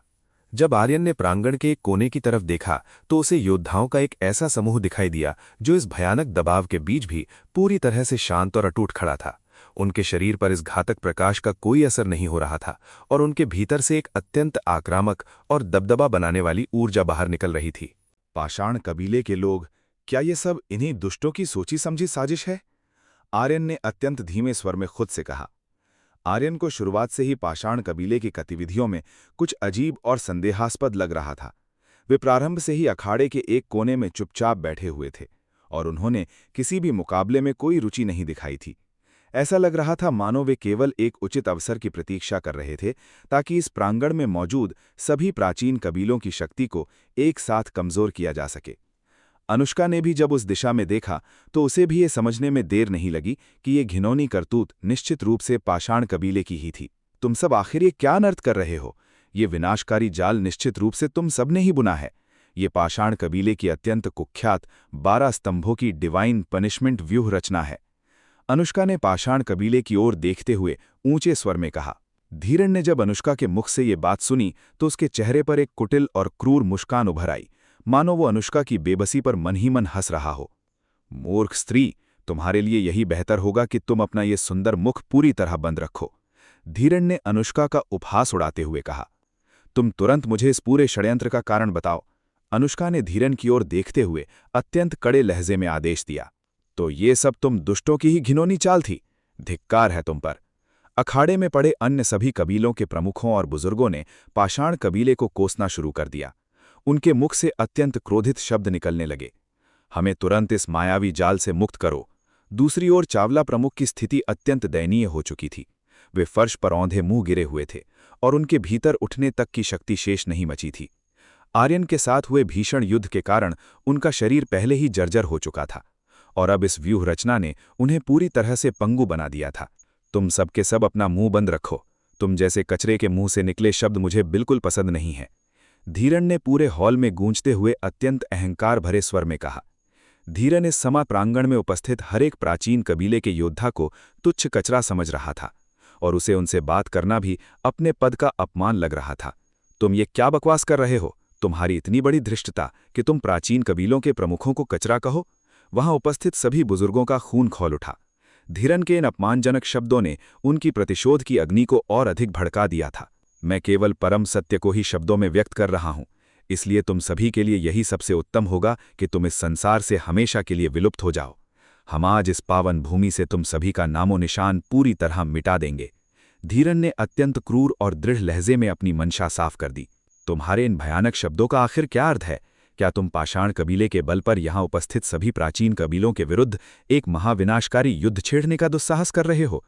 अनुष्का ने धीरन की आंखों में देखते हुए कहा। अनुष्का धीरन के छिपे हुए मंतव्य को पूरी तरह भांप चुकी थी। वो आसानी से समझ गई थी कि पाषाण कबीले की ये योजना कितनी भयानक और आत्मघाती थी। तुमने बिल्कुल सही समझा। हमारा आज इस प्रांगण में आने का एकमात्र मुख्य उद्देश्य तुम सभी कबीलों का समूल विनाश करना ही है और ये आदेश हमें हमारे सबसे उच्च और सर्वोच्च शासक द्वारा प्राप्त हुआ है। धीरन ने बिना किसी संकोच के पूरे हॉल के सामने इस बात की घोषणा कर दी। धीरन के मुख से निकले ये शब्द वहां मौजूद हर एक साधक के कानों में किसी भयंकर बिजली की कड़क की तरह लगे। उन्हें अपनी ही आंखों और कानों पर विश्वास नहीं हो रहा था कि पाषाण कबीले ने उनके विनाश का इतना बड़ा षड्यंत्र रचा था। तो ये बात है। इसका अर्थ ये हुआ कि इस महामुकाबले का आयोजन आदिकाल से ही केवल एक प्रलोभन था, ताकि हम सभी को एक स्थान पर एकत्रित करके हमारा अंत किया जा सके। अनुष्का ने धीरन के सामने पूरी स्थिति को स्पष्ट करते हुए कहा, हाँ बिल्कुल, तुम सभी केवल अहंकारी और क्रूर कबीले हो, जिन्हें डिवाइन रेल्म के स्वर्णिम और गौरवशाली भविष्य के लिए इस संसार से पूरी तरह मिटाना अत्यंत आवश्यक है। धीरन ने अनुष्का की ओर देखते हुए कहा, सत्यानाश हो।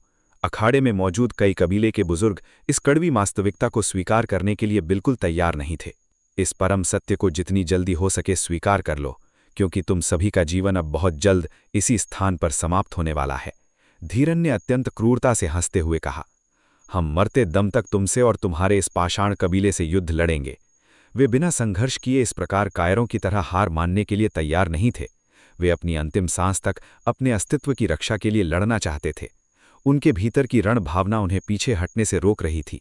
खचाक, एक अत्यंत भारी और विशाल कुल्हाड़ी हवा में चमकी और सीधे उस योद्धा के शरीर पर जा लगी जिसने पाषाण कबीले के विरुद्ध आवाज उठाने का दुस्साहस किया था।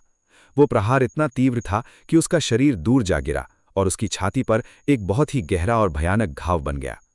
इतने जानलेवा और गहरे घाव के लगने के बाद किसी भी साधक का जीवित बच पाना पूरी तरह असंभव था, चाहे कोई कितना भी शक्तिशाली क्यों ना हो।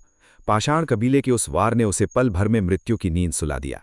तुच्छ जीव, तुम सब हद से ज्यादा शोर मचाते हो। पाषाण कबीले के एक और शक्तिशाली सदस्य ने अखाड़े के भीतर खुलेआम कत्लेआम मचाना शुरू कर दिया। उसने एक अत्यंत मजबूत कबीले के प्रमुख को तिनके की तरह मार गिराया। हमारे विरुद्ध युद्ध लड़ने की मूर्खता मत करो, ये कोई मजाक नहीं है।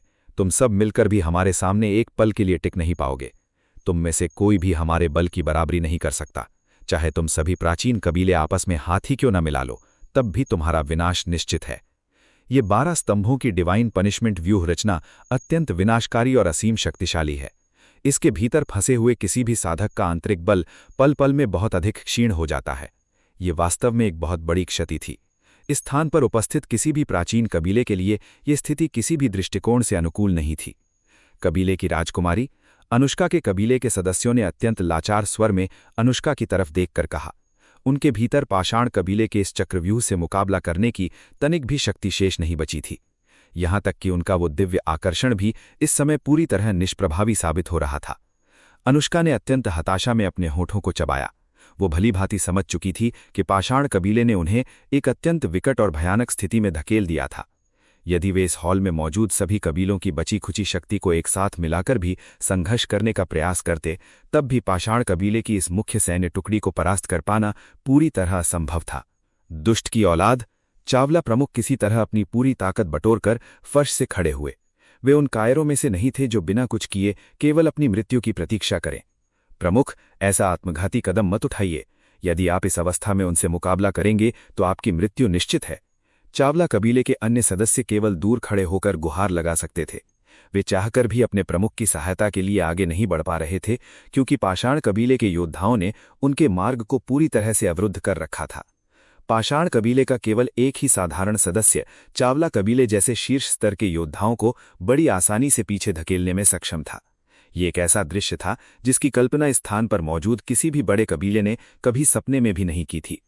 धीरन ने स्वयं अखाड़े के भीतर अपने कदम बढ़ाए ताकि वो अनुष्का और चावला प्रमुख दोनों का अंत एक साथ कर सके।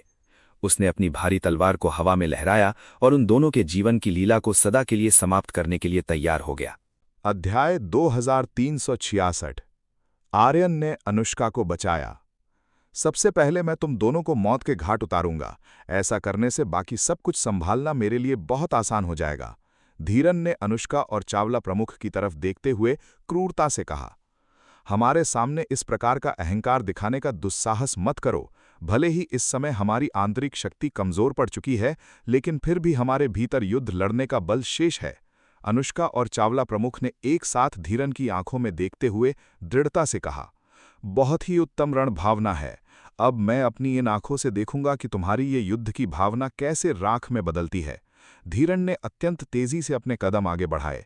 उसने अपनी भारी तलवार को हवा में लहराया और सीधे चावला प्रमुख के शरीर को निशाना बनाया। चावला प्रमुख इस समय सबसे अधिक थके हुए और असहाय थे, इसलिए इस बूढ़े योद्धा को अपने मार्ग से हटाना धीरन के लिए बहुत आसान काम था। चावला प्रमुख ने अपनी बची कुची ऊर्जा को बटोरा और धीरन के उस घातक तलवार के प्रहार को रोकने के लिए अपने भाले को आगे अड़ा दिया। भाग्यवश चावला प्रमुख पिछले हमले में गंभीर रूप से घायल नहीं हुए थे, इसलिए वे अभी भी अखाड़े के भीतर एक अविश्वसनीय गति के साथ संघर्ष कर पा रहे थे। तुम्हारी गति बहुत धीमी हो चुकी है, अब सीधे मृत्यु को गले लगाओ, धीरन ने ऊंचे स्वर में कहा। यह पूरी तरह से स्पष्ट था कि चावला प्रमुख का आंतरिक बल पल पल घट रहा था। धड़ाम! धीरन के एक अत्यंत शक्तिशाली तलवार के प्रहार से चावला प्रमुख का शरीर हवा में उछल गया। अपनी घटती हुई शक्ति के कारण वे इस प्रहार को सहने में असमर्थ रहे। उन दोनों के बीच के बल का अंतर अब बहुत अधिक बढ़ चुका था। क्या आप पूरी तरह से ठीक हैं? अनुष्का ने चावला प्रमुख को जमीन पर गिरते देख अत्यंत चिंता भरे स्वर में कहा। अब पहले खुद की रक्षा करने की चिंता करो, मूर्खता के कारण खुद का समूल विनाश मत होने दो, धीरन की भयानक आवाज गूंजी। धीरन पलक झपकते ही अनुष्का के शरीर के ठीक पीछे आ पहुंचा था। वह उसकी जीवन लीला समाप्त करने के लिए उसके अत्यंत समीप खड़ा था। नहीं, इसकी गति तो कल्पना से भी कहीं अधिक तीव्र है। अनुष्का ने शत्रु के इस अचानक हुए वार को भांपते हुए खुद का बचाव करने का प्रयास किया। उसने अपनी चमकती हुई प्रकाश कला की शक्ति का आह्वान किया ताकि वो धीरन के वार को रोक सके। अनुष्का की वास्तविक क्षमता काफी बेहतरीन थी, इसी कारण वो इस विकट परिस्थिति में भी धीरन के उस गुप्त हमले का सामना करने में सफल रही। तुम वास्तव में एक अत्यंत उलझन पैदा करने वाली स्त्री हो। तुम चुपचाप यहां मर क्यों नहीं जाती? यदि तुम ऐसा करोगी तो मेरे लिए सब कुछ बहुत सरल हो जाएगा, धीरन ने अनुष्का पर दबाव बनाते हुए कहा। मैं ऐसा कदापि नहीं होने दे सकती। इस संसार में अभी भी बहुत सी ऐसी चीजें हैं जिन्हें मुझे पाना बाकी है। मैं इतनी आसानी से हार मानकर मृत्यु को गले नहीं लगा सकती। अनुष्का ने अपनी पराजय को स्वीकार करने से पूरी तरह मना कर दिया। अनुष्का के चेहरे पर इस समय एक अद्भुत और अटूट दृढ़ संकल्प दिखाई दे रहा था। ये संकल्प उस अत्यंत सुंदर देवी के जीवन का सबसे शक्तिशाली प्रदर्शन था, जो सभी स्त्रियों में सर्वोच्च स्थान पर खड़ी थीं। तो फिर मैं तुम्हारे इस घमंड को यहीं मिट्टी में मिला दूंगा। मैं बहुत लंबे समय से तुम्हारी जैसी रानी का अंत करना चाहता था। ये तुम्हारा अंतिम समय है, धीरन ने अनुष्का की आंखों में देखते हुए कहा। धीरन का पूरा शरीर अचानक एक अत्यंत तीव्र और विनाशकारी प्रकाश से जगमगाने लगा। ये प्रकाश अनुष्का द्वारा प्रकट किए गए प्रकाश की तुलना में कहीं अधिक शक्तिशाली और भयानक था। धीरन के भीतर से एक अत्यंत आक्रामक और दबदबा बनाने वाली ऊर्जा बाहर निकल रही थी, जिसने उसके पूरे शरीर को आलोकित कर दिया था और उसकी चमक से वो पूरा हॉल भर गया था। अब सब कुछ पूरी तरह तैयार है, धीरन ने अनुष्का की तरफ देखते हुए क्रूरता से कहा। अनुष्का ने घबराहट में अपने वस्त्रों को कसकर पकड़ लिया। सामने मौजूद उस असीम ऊर्जा को देखकर उसका दिमाग पूरी तरह से असमंजस में पड़ गया था।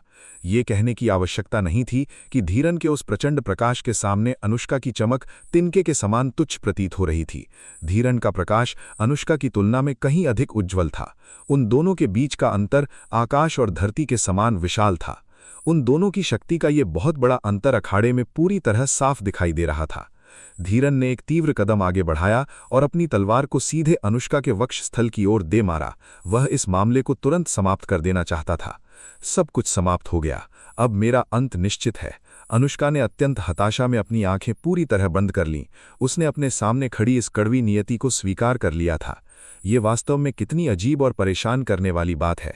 जिस व्यक्ति के पास इतना दिव्य प्रकाश हो, उसका हृदय भला इतना क्रूर और भयानक कैसे हो सकता है? क्या तुम्हें अपने इस कृत्य पर लज्जा महसूस नहीं होती? अचानक एक दृढ़ आवाज गूंजी और एक युवक अनुष्का के ठीक सामने ढाल बनकर खड़ा हो गया। अनुष्का ने अत्यंत चकित होकर अपनी आंखें खोलीं और सामने खड़े व्यक्ति की पीठ को देखा। उसे ये समझने में देर नहीं लगी कि ये रक्षक कौन था। तुम तुरंत यहां से चले जाओ और अपने प्राणों की रक्षा करो, अनुष्का ने आर्यन से कहा कि वह उसे छोड़कर भाग जाए ताकि कम से कम वो इस नरसंहार से जिंदा बच सके। आर्यन ने एक ठंडी सांस ली और हवा में अपनी मुद्रा को स्थिर किया। मैं तुम्हें इस प्रकार असहाय छोड़कर कदापि नहीं जाऊंगा। मैं तुम्हें सुरक्षित बचाकर रहूंगा। इसलिए अब ये विलाप करना बंद करो और अपने हथियारों को मजबूती से थाम लो। क्या तुम्हारे इस प्राचीन कबीले की कुल शक्ति इतनी ही है जिस पर तुम सब इतना अहंकार करते थे?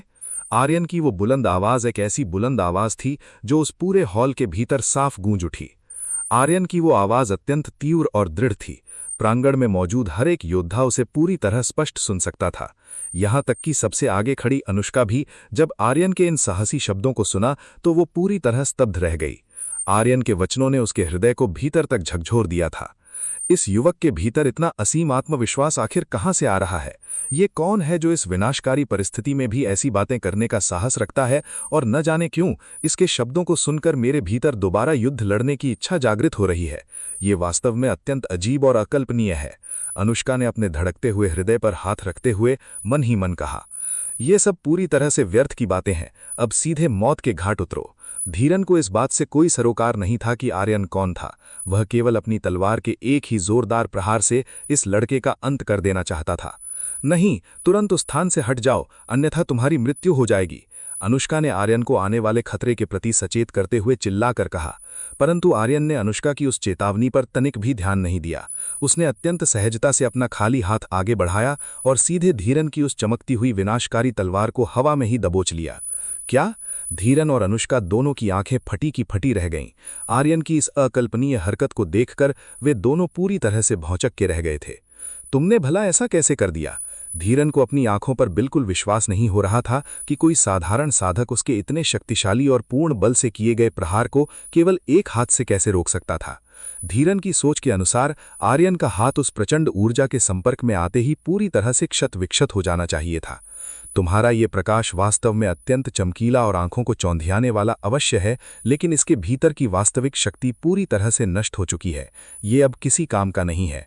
आर्यन ने धीरन की आंखों में देखते हुए शांत स्वर में कहा।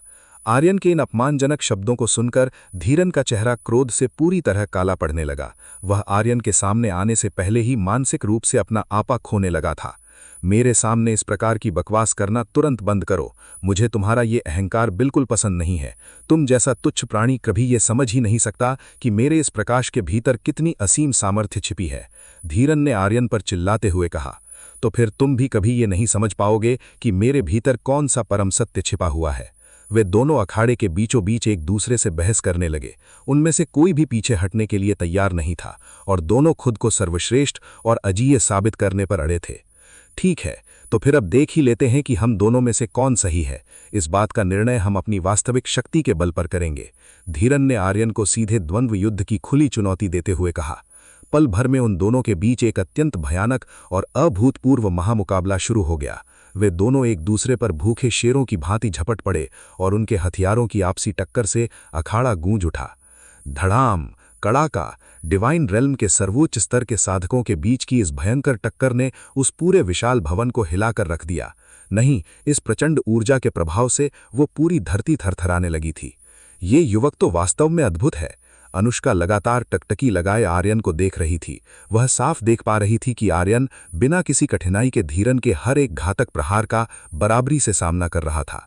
प्रारंभ में अनुष्का को इस बात पर गहरा संदेह था कि क्या ये लड़का धीरन जैसी महाविनाशकारी शक्ति के सामने एक पल के लिए भी टिक पाएगा, परंतु अब उसके मन का वो सारा संशय पूरी तरह से मिट चुका था। आर्यन पूरी ताकत के साथ धीरन को कड़ी टक्कर दे रहा था। अनुष्का अभी भी इस पूरे घटनाक्रम को देखकर गहरी हैरानी में डूबी हुई थी। चारों तरफ मची इस तबाही के बीच वह पूरी तरह मौन खड़ी होकर इस ऐतिहासिक युद्ध को निहार रही थी।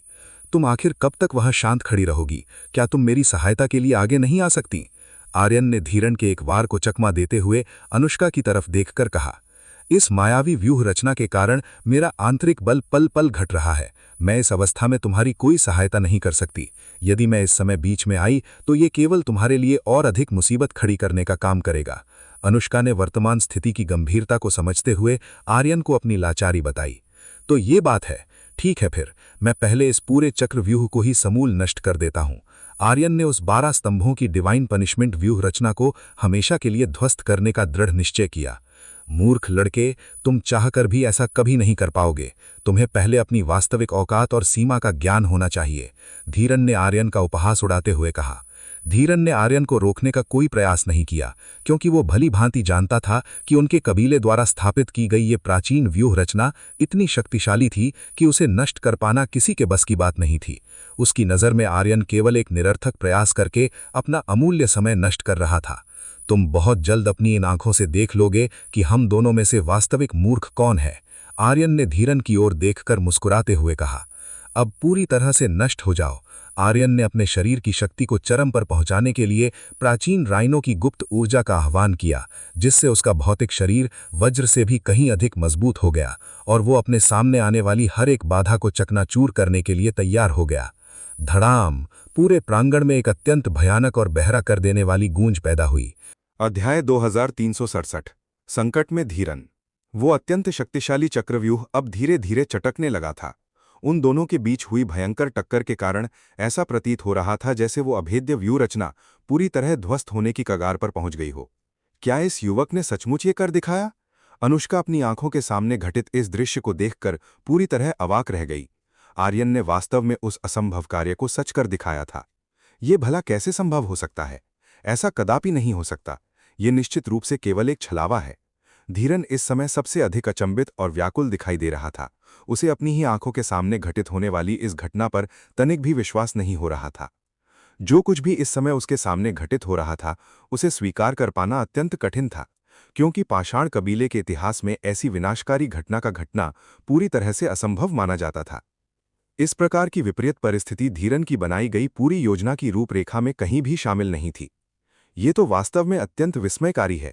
इस लड़के ने अकेले ही पाषाण कबीले की उस महान व्यू रचना को छिन्न भिन्न कर दिया। चावला प्रमुख को भी मन ही मन आर्यन के इस असीम बाहुबल को स्वीकार करना पड़ा। वो युवक लगातार ऐसे ही आश्चर्यजनक कारनामे कर रहा था। प्रांगण में अशांति फैलाने वाले उस मायावी जाल को पूरी तरह नष्ट करने के बाद आर्यन सीधे अखाड़े में नीचे उतरा और धीरन के ठीक सामने जाकर खड़ा हो गया। अब तुम दोनों को संकट में डालने वाली वे बेड़ियां पूरी तरह से कट चुकी हैं, इसलिए तुम्हें भी अब रणक्षेत्र में उतरकर अपना जौहर दिखाना चाहिए। अब पीछे हटने का कोई तार्किक कारण शेष नहीं बचा है। आर्यन ने चावला प्रमुख और अनुष्का की तरफ देखकर कहा। तुमने बिल्कुल सत्य कहा है। अब हमारे पास पीछे हटने का कोई बहाना नहीं है। चलो हम सब मिलकर इस शत्रु का सामना करते हैं, अनुष्का ने अत्यंत दृढ़ और कड़े स्वर में कहा। प्रांगण में उपस्थित सभी योद्धाओं, तुरंत एक साथ एकत्रित हो जाओ और पाषाण कबीले को धूल चटा दो। हम इस स्थान पर उनके इस घिनौने कृत्य को कदापि सहन नहीं कर सकते। अनुष्का की आवाज पूरे हॉल में गूंज उठी। अनुष्का ने वहां मौजूद हर एक कबीले के योद्धा को अपनी बची कुची शक्ति समेटकर सहायता करने के लिए पूरी तरह से प्रेरित कर दिया। अनुष्का के इस सर्वोच्च पद और उसकी असीम क्षमता को देखते हुए अब प्राचीन कबीलों के योद्धाओं के मन में पाषाण कबीले के विरुद्ध लड़ने का भय पूरी तरह से समाप्त हो चुका था। सभी योद्धाओं, युद्ध के लिए पूरी तरह तैयार हो जाओ। ये दुष्ट यहां हम सभी का वध करना चाहते हैं। चावला प्रमुख ने एक भयंकर गर्जना की। वे इस समय निद्रा से जागे किसी अत्यंत क्रोधित दैत्य की भांति प्रतीत हो रहे थे। उनके भीतर धधक रही प्रतिशोध की अग्नि को वहां उपस्थित हरेक साधक साफ महसूस कर पा रहा था। वे सभी भली भांति भाप गए थे कि चावला प्रमुख को अपने साथ हुई ये धृष्टता किस हद तक चुभी थी। मैं भी इस युद्ध में पीछे नहीं रहूंगी। अक्षधा अखाड़े के भीतर मचने वाले इस महाविनाश को शांत खड़े होकर केवल देख नहीं सकती थी। उसने तुरंत आगे बढ़ने का निर्णय लिया और अपने सबसे समीप खड़े पाषाण कबीले के एक बलवान योद्धा पर धावा बोल दिया। उसके सबसे पास खड़ा वो शत्रु भारी कुल्हाड़ी थामे हुए था। इसे सहन करो। अक्षदा ने अत्यंत आक्रामक प्रहार करते हुए उस शत्रु को एक कोने में ढकेलना शुरू कर दिया, परंतु वो विरोधी भी अक्षदा से किसी भी दृष्टिकोण से कम नहीं था। उसने तुरंत संभल कर भीषण जवाबी हमला किया और अक्षदा के साथ एक भयंकर द्वंद्व में उलझ गया।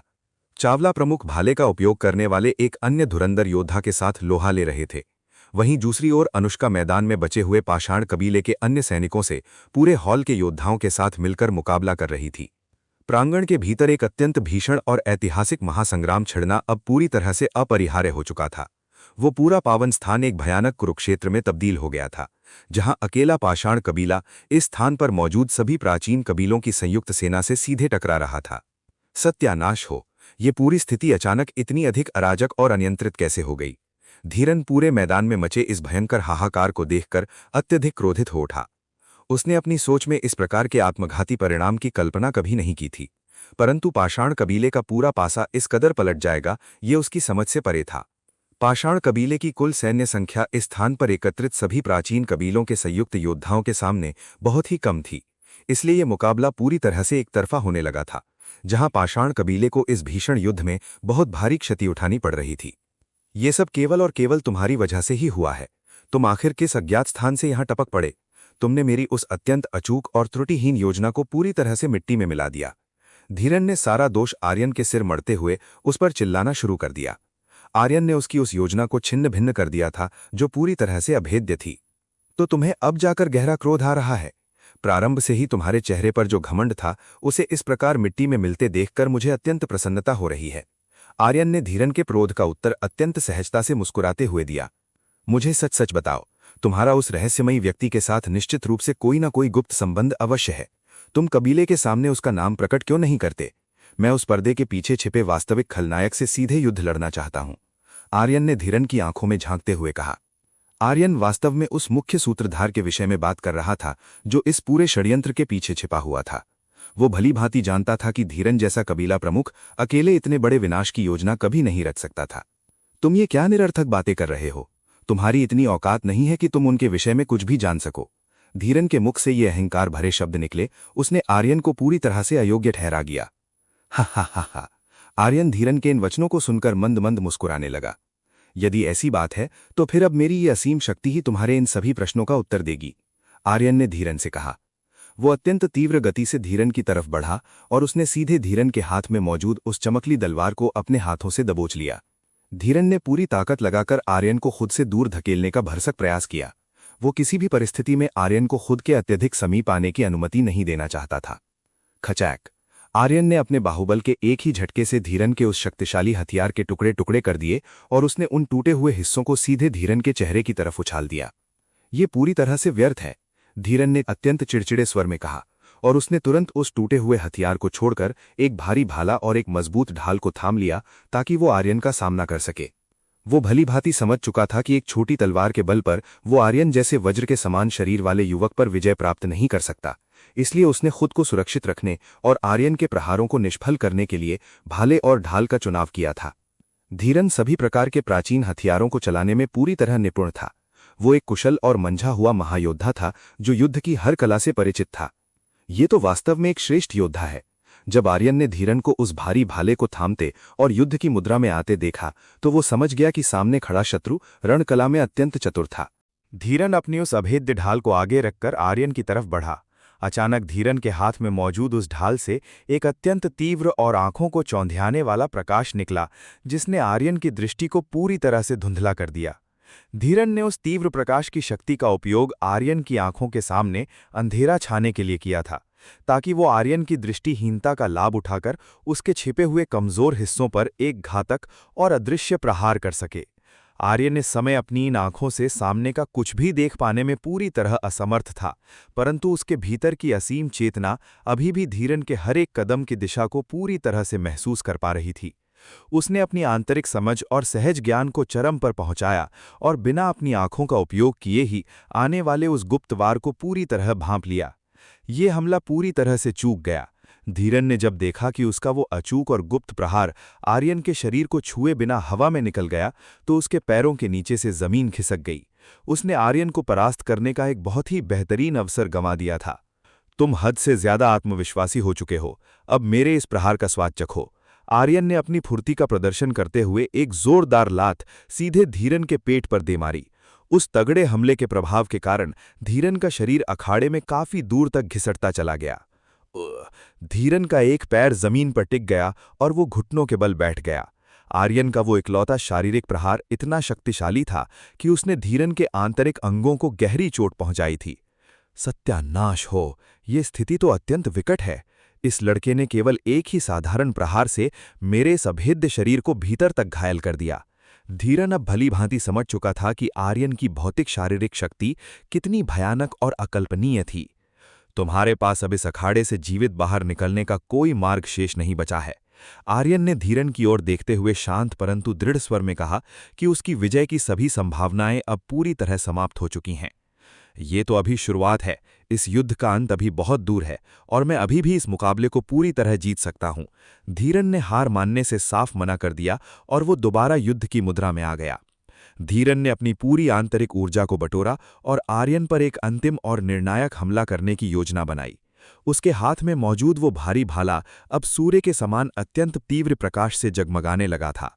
उसने पूरी शक्ति से उस भाले को आर्यन की छाती की तरफ उछाल दिया। वो हथियार हवा को चीरता हुआ किसी जलते हुए उल्का पिंड की भांति आर्यन की ओर बढ़ा। परंतु आर्यन ने अपने कदम पीछे नहीं खींचे। उसने अत्यंत सहजता से अपने दोनों खाली हाथों को आगे बढ़ाया और सीधे उस हवा में तैरते हुए प्रचंड भाले के वार को अपने नंगे हाथों से रोक दिया। धीरन का मुंह आश्चर्य से पूरी तरह खुला का खुला रह गया। जब उसने देखा कि आर्यन ने उसकी पूरी साधना के बल से किए गए उस प्रहार को केवल अपने खाली हाथों से निष्प्रभावी कर दिया था, तो उसके होश उड़ गए। क्या तुम अभी भी अपनी किस्मत आजमाना चाहते हो? आर्यन ने धीरन की बेबसी पर मुस्कुराते हुए कहा। हाँ बिल्कुल, मैं मरते दम तक पीछे नहीं हटूंगा। धीरन के भीतर का अहंकार उसे अपनी पराजय स्वीकार करने से रोक रहा था। वो अभी भी आर्यन से लोहा लेने के लिए उतावला हो रहा था। तुम्हें युद्ध लड़ने से पहले एक बार अपने चारों तरफ के इस माहौल को ध्यान से देख लेना चाहिए। आर्यन ने धीरन को अखाड़े के बाहर मची उस तबाही की ओर देखने का संकेत किया। धीरन ने जब अत्यंत व्याकुल होकर रणक्षेत्र की तरफ अपनी नजरें घुमाईं, तो उसे साफ दिखाई दिया कि किस प्रकार प्राचीन कबीलों की संयुक्त सेना ने पाषाण कबीले के एक एक सैनिक को चारों तरफ से घेर कर पूरी तरह संकट में डाल दिया था। यदि ये तबाही इसी प्रकार कुछ समय तक और चलती रही, धीरन को आखिरकार इस कड़वी वास्तविकता का एहसास होने लगा था कि यदि युद्ध इसी गति से आगे बढ़ा तो बहुत जल्द पाषाण कबीले का अस्तित्व इस स्थान से हमेशा के लिए समाप्त हो जाएगा। धीरन को इस विकट परिस्थिति से सुरक्षित बाहर निकलने और अपने सैनिकों को बचाने के लिए तुरंत कोई न कोई उपाय खोजना ही था। तुम इस समय कोई नई चाल बुनने का प्रयास कर रहे हो, परंतु मैं तुम्हें ऐसा करने का तनिक भी अवसर नहीं दूंगा। आर्यन ने अपनी गति को चरम पर पहुंचाया और सीधे धीरन पर टूट पड़ा। उसने धीरन के सिर पर लगातार कई तीखे और जोरदार प्रहार किए ताकि धीरन का दिमाग पूरी तरह सुन्न हो जाए और वो आगे की किसी भी गुप्त योजना के विषय में सोच ना सके। धिक्कार है, सत्यानाश हो। धीरन अत्यधिक चिड़चिड़ा और क्रोधित हो उठा। उसने धीरन के उन प्रहारों से खुद को बचाने और पलटकर वार करने का भरसक प्रयास किया, परंतु आर्यन की उस अकल्पनीय गति के सामने उसका दिमाग अब पूरी तरह काम करना बंद कर चुका था और उसका पूरा ध्यान केवल अपनी जान बचाने में लग गया था। ये स्थिति किसी भी दृष्टिकोण से अनुकूल नहीं है। धीरन को इस बात का भली भांति आभास हो चुका था कि वर्तमान समय में उसका शारीरिक और मानसिक संतुलन पूरी तरह से बिगड़ चुका था और उसकी हालत अत्यंत दयनीय हो गई थी। आर्यन लगातार बिना रुके धीरन के शरीर पर वज्र जैसे मुक्कों की बरसात कर रहा था। आर्यन का हर एक मुक्का जब धीरन के शरीर से टकराता तो उसके प्रचंड वेग के कारण धीरन का पूरा शरीर असहनीय दर्द से थरथरा उठता था। अध्याय 2368 मोक्ष। धिक्कार है। धीरन ने अत्यंत क्रोध में फुसफुसाते हुए अपशब्द कहे। उसे इस प्रकार पराजित होना बिल्कुल पसंद नहीं था। विशेषकर आर्यन के हाथों अपनी दुर्दशा होते देखना उसके स्वाभिमान पर बहुत बड़ा आघात था। धीरन अब अपनी शारीरिक सहन शक्ति की अंतिम सीमा तक पहुंच चुका था। उसके भीतर अब संघर्ष करने का बल शेष नहीं बचा था। इसके साथ ही उसकी विशाल सेना भी चारों तरफ से प्राचीन कबीलों द्वारा पूरी तरह से कोने में धकेल दी गई थी। यदि पाषाण कबीले के योद्धाओं ने उस अत्यंत उच्च स्तरीय प्राचीन दिव्य कवच को धारण नहीं किया होता तो वे इस महासंग्राम के प्रारंभ में ही मौत के घाट उतार दिए गए होते। सत्यानाश हो, मेरे द्वारा रची गई वो अत्यंत अचूक योजना भला इस प्रकार कैसे नष्ट हो सकती है? एक अकेले लड़के ने मेरे इतने बड़े चक्रव्यूह को मिट्टी में मिला दिया। ये वास्तव में अत्यंत कष्टदायक है। अपनी उस अभेद्य योजना को इस प्रकार छिन्न भिन्न होते देख धीरन का मन पूरी तरह से अशांत हो चुका था। तुम आखिर इस प्रांगण में आए ही क्यों? यदि तुम इस पावन स्थान पर उपस्थित नहीं होते तो मेरी योजना का हर एक पैंतरा पूरी तरह से सफल रहता और इस समय तक सभी प्राचीन कबीले नष्ट हो चुके होते। धीरन ने अपनी आंखें लाल करते हुए आर्यन पर चिल्लाकर कहा। धीरन के पास अब अपनी विफलता का ठीकरा फोड़ने के लिए आर्यन के अतिरिक्त कोई दूसरा मार्ग नहीं था। उसकी नज़र में इस पूरे विनाश का एकमात्र कारण केवल आर्यन ही था। तुम वास्तव में अत्यंत मूर्ख प्राणी हो। इस सब में केवल तुम्हारी ही भूल है। तुमने अपनी क्रूरता और अहंकार के कारण यहाँ उपस्थित सभी प्राचीन कबीलों को अपना परम शत्रु बना लिया। आर्यन ने धीरन की बेबसी पर तरस खाते हुए शांत स्वर में कहा। चाहे जो भी परिस्थिति हो, परंतु विजय अंत में पाषाण कबीले की ही होगी। धीरन ने अपनी थरथराती आवाज में अभी भी घमंड का पुट बनाए रखने का प्रयास किया। विजय, तुम्हारी जीत की संभावना अब केवल 0% ही बची है। जरा अपने चारों तरफ दृष्टि घुमाकर इस रणक्षेत्र की वास्तविक स्थिति को देखो। ये प्राचीन कबीले अब तुम्हें किसी भी कीमत पर जीवित बाहर निकलने की अनुमति नहीं देंगे। आर्यन ने धीरन को कड़वी सच्चाई से अवगत कराया। धीरन भी भीतर से इस बात को भली भांति जान चुका था कि अखाड़े में पाषाण कबीले का पूरी तरह से सफाया हो चुका था। अब उनकी पराजय केवल कुछ ही क्षणों की बात थी। ये तुम्हारे और तुम्हारे इस पाषाण कबीले का अंतिम समय है, आर्यन ने अत्यंत कड़े और दृढ़ लहजे में कहा और धीरन की तरफ हाथ बढ़ाते हुए संकेत किया कि अब उसका अंत निश्चित है। अचानक उस पूरे शांत प्रांगण में किसी के ताली बजाने की गूंज सुनाई दी। ये आवाज़ इतनी तीव्र और रहस्यमयी थी कि हॉल में मौजूद हर एक योद्धा चौंक उठा और अपनी लाचारी भूलकर उस आवाज़ के मुख्य स्रोत को खोजने लगा। अखाड़े के ठीक किनारे पर एक रहस्यमयी आकृति प्रकट हुई। उस व्यक्ति ने एक भारी काले रंग का चोगा धारण कर रखा था और उसके पूरे शरीर पर अजीबोगरीब मुखौटे एक कतार में सजे हुए थे। ये व्यक्ति अत्यंत भयानक है। आर्यन ने पल भर में भांप लिया कि जो नया शत्रु उनके सामने आया था वो साधारण साधक नहीं था। आर्यन की आंतरिक चेतना साफ महसूस कर पा रही थी कि इस नकाबपोश का बल अत्यंत डरावना और असीम था। उसके शरीर से निकलने वाली सामान्य ऊर्जा का दबाव ही धीरन की कुल शक्ति से कहीं अधिक ऊपर था। सर्वोच्च स्वामी, धीरन ने जब उस रहस्यमयी काले चोगे वाली आकृति को देखा तो उसकी आंखों में जीने की एक नई चमक आ गई। वो उसका वास्तविक गुरु था, जो वर्तमान समय में पूरे गॉड रियल्म के सबसे शक्तिशाली और शीर्ष स्तर के महासाधकों में से एक माना जाता था। ये तो अत्यंत अनर्थ हो गया। अनुष्का और चावला प्रमुख को अपने शरीर पर एक ऐसा असीम और असहनीय दबाव महसूस हुआ जिसने उनकी आत्मा को भीतर तक कंपा दिया। वे दोनों समझ गए कि अब उनका अंत निश्चित है, क्योंकि सामने खड़े व्यक्ति की छिपी हुई सामर्थ्य किसी भी सामान्य साधक की कल्पना से परे थी। धीरन, ऐसा प्रतीत होता है कि प्राचीन कबीलों को समाप्त करने की वो तुम्हारी महान योजना पूरी तरह से मिट्टी में मिल चुकी है। उस नकाबपोश व्यक्ति ने अखाड़े में घुटनों के बल बैठे धीरन की तरफ देखकर शांत परंतु गंभीर आवाज में कहा, स्वामी, मैं अपनी इस घोर विफलता के लिए आपसे क्षमा प्रार्थी हूं। धीरन ने अत्यंत लाचार होकर अपने स्वामी के सामने अपना सिर झुका दिया। तुमने अपने स्तर पर काफी अच्छा प्रयास किया था। मैं भली भांति जानता हूं कि तुम्हारी इस अचूक योजना के विफल होने का वास्तविक कारण क्या है। काले चोगे वाले उस सर्वोच्च स्वामी को ये समझने में तनिक भी देर नहीं लगी कि धीरन की इस दुर्दशा के पीछे केवल और केवल आर्यन की अकल्पनीय शक्ति का ही हाथ था। आखिरकार हम दोनों आज इस रणक्षेत्र में एक दूसरे के आमने सामने आ ही गए। उस रहस्यमयी व्यक्ति ने अपनी तीखी नजरें आर्यन पर टिका दी और वो एक अजीब और संदेहास्पद दृष्टि से आर्यन को निहारने लगा। तो पाषाण कबीले के पीछे छिपे हुए वास्तविक सूत्रधार तुम ही हो। इतनी असीम और डरावनी सामर्थ्य, तुम वास्तव में गॉड रियल्म के सबसे भयानक और शक्तिशाली व्यक्तियों में से एक दिखाई देते हो। आर्यन ने उस नकाबपोश की आंखों में देखते हुए कहा, मुझे तुम्हारी ये निडरता वास्तव में अत्यंत प्रिय लगी। बहुत लंबा समय बीत चुका है जब किसी साधारण युवक ने मेरे सामने खड़े होकर इस प्रकार सीधे मुझे चुनौती देने का दुस्साहस किया हो। गॉड रियल्म के उस सर्वोच्च स्वामी ने एक अट्टहास लगाते हुए कहा। उसकी हंसी में एक ऐसा अहंकार था जिसे सहन कर पाना किसी के लिए भी संभव नहीं था। अचानक उस नकाबपोश के शरीर से एक अत्यंत भयानक और प्रलयंकारी दबाव मुक्त हुआ, जिसने उस पूरे प्रांगण को अपनी चपेट में ले लिया। उसकी ऊर्जा का स्तर इतना असीम था कि मैदान में खड़े सभी प्राचीन कबीलों के योद्धा पल भर में अपने घुटनों के बल फर्श पर गिर पड़े। उस अलौकिक शक्ति के सामने किसी भी साधक के भीतर प्रतिरोध करने का तनिक भी साहस शेष नहीं बचा था। ये तो पूरी तरह से पागलपन है।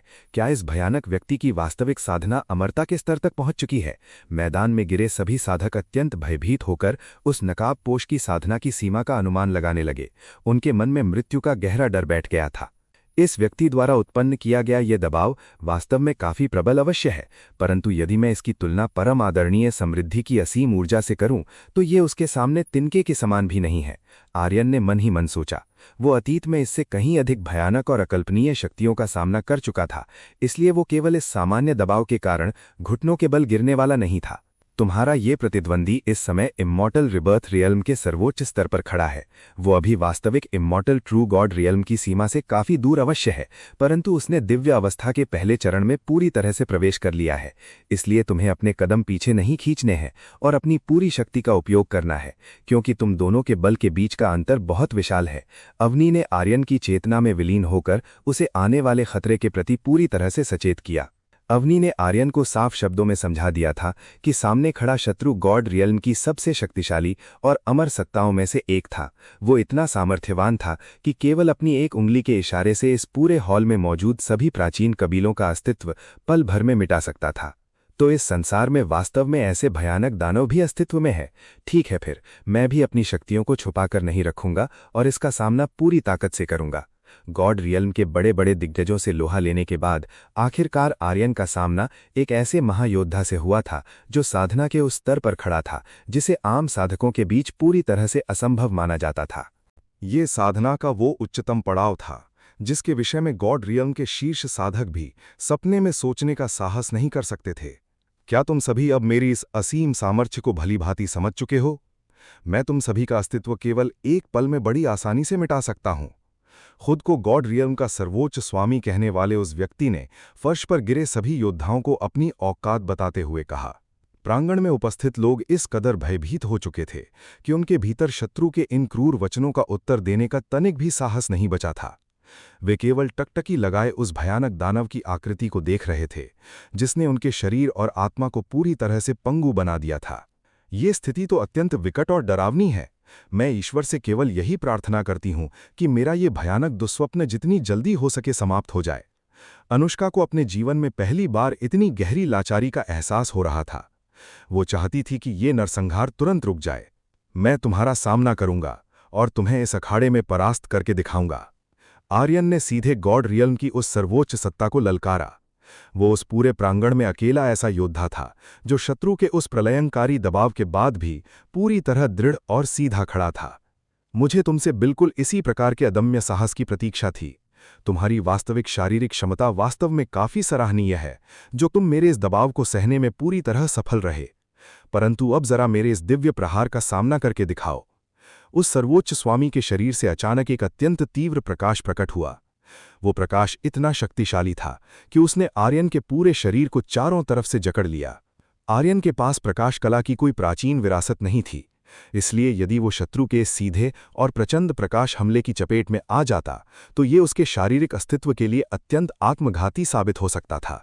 आयामी विनाशक, आर्यन ने अपनी गुप्त अंतरिक्ष विद्या का आह्वान किया, जिसने सामने से आने वाले उस प्रचंड प्रकाश को पल भर में शून्यता में विलीन कर दिया, मानो उसे शत्रु की उस मारक क्षमता की तनिक भी परवाह न हो जो उसे समाप्त करने के लिए छोड़ी गई थी। काले चोगे के पीछे छिपे उस व्यक्ति की आंखें भी ये देखकर आश्चर्य से खुली की खुली रह गईं कि आर्यन ने उसके इतने शक्तिशाली वार को बड़ी सहजता से निष्फल कर दिया था। तुम्हारी ये अद्भुत शक्ति वास्तव में प्रशंसा के योग्य है। मैं इस बात को स्वीकार करता हूं कि तुम मेरे सामने एक योग्य प्रतिद्वंद्वी बनकर खड़े हो। मेरा वास्तविक नाम मोक्ष है। मैं ही इस पूरे गॉड रियल्म के पीछे छिपा हुआ असली स्वामी हूं और ये पूरा ब्रह्मांड मेरे ही इशारों पर नियंत्रित होता है। उसने अत्यंत गर्व के साथ आर्यन के सामने अपने वास्तविक नाम की घोषणा की, क्योंकि उसकी नज़र में आर्यन अब उसका परिचय जानने का अधिकारी बन चुका था। मेरा नाम आर्यन है और मैं वही योद्धा हूं जो तुम्हें इस गॉड रियल्म का विनाश करने से हमेशा के लिए रोक देगा। आर्यन ने मोक्ष की आंखों में आंखें डालते हुए दृढ़ स्वर में कहा, क्या तुम मेरे सामने खड़े होकर इस प्रकार का हास्यास्पद मजाक करने का दुस्साहस कर रहे हो? तुम वास्तव में अत्यंत मनोरंजक बालक दिखाई देते हो। मोक्ष ने आर्यन की बात का उपहास उड़ाते हुए कहा, यदि तुम मेरे विरुद्ध युद्ध लड़ने का प्रयास करोगे तो तुम्हारी विजय की कोई भी संभावना शेष नहीं रहेगी। मोक्ष ने सीधे चेतावनी दी कि उसके सामने टिक पाना आर्यन के बस की बात नहीं थी। मैंने पूर्व में भी कई अहंकारी योद्धाओं के मुख से ऐसे ही खोखले शब्द सुने हैं, परंतु अंत में वे सभी वचन पूरी तरह से निरर्थक साबित हुए। चलो अब हम इस रण क्षेत्र में ये सिद्ध कर ही लेते हैं कि क्या तुम सचमुच खुद को गॉड रियल्म का स्वामी कहलाने के योग्य हो या नहीं। आर्यन ने मोक्ष की चुनौती को स्वीकार करते हुए कहा। आर्यन ने तुरंत अपनी प्राचीन और अत्यंत शक्तिशाली दिव्य यिन यांग तलवार का आह्वान किया। ये वही दिव्य हथियार था जिसके बल पर वो मोक्ष जैसी महाविनाशकारी सत्ता का अंत करने की सामर्थ्य रखता था। ये कदापि संभव नहीं है। ये पौराणिक हथियार भला तुम्हारी जैसे साधारण युवक के हाथों में कैसे आ सकता है? मोक्ष ने जैसे ही आर्यन के हाथ में मौजूद उस दिव्य यिन यांग तलवार को देखा तो उसके चेहरे का रंग उड़ गया। वो भली भांति जानता था कि ये हथियार उसके लिए कितना बड़ा संकट खड़ा कर सकता था। क्या इस दिव्य तलवार को देखकर तुम्हारे भीतर भय का संचार होने लगा है?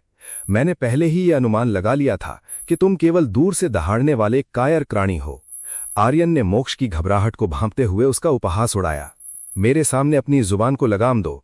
ये केवल एक साधारण तलवार ही तो है। इसके बल पर तुम्हें इस महायुद्ध में विजय की कोई गारंटी नहीं मिल सकती। मोक्ष ने अपने बिखरते हुए साहस को दोबारा समेटते हुए कहा। मोक्ष ने तुरंत अपने हाथों से प्रकाश के कई विनाशकारी चक्रों का निर्माण किया और उन्हें अत्यंत तीव्र गति से आर्यन की तरफ दागना शुरू कर दिया। मोक्ष द्वारा छोड़े गए वे विनाशकारी चक्र इतने अधिक विध्वंसक थे कि वे इस पूरे विशाल प्रांगण को पल भर में मलबे के ढेर में तब्दील कर सकते थे। अक्षदा और प्राचीन कबीलों के अन्य सभी असहाय सदस्य अभी भी इसी हॉल के भीतर घुटनों के बल पड़े हैं।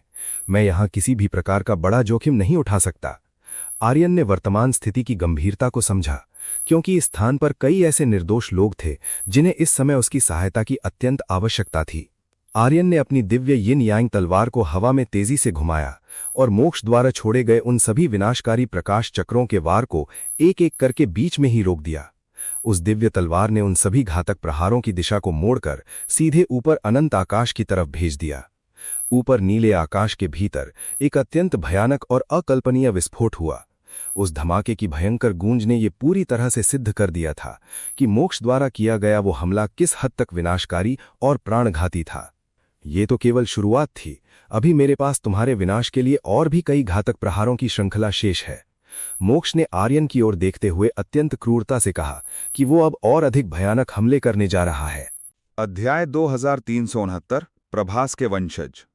मोक्ष ने सीधे आर्यन पर प्रकाश के कई तीव्र प्रहार किए। इस स्थिति से किसी का भी जीवित बचना कठिन लग रहा था। मोक्ष अब पूरी शक्ति से हमला कर रहा था और उसने अपनी शक्तियों को जरा भी पीछे नहीं रोका। आर्यन ने मोक्ष के भयानक हमलों को अपनी तरफ आते देखा।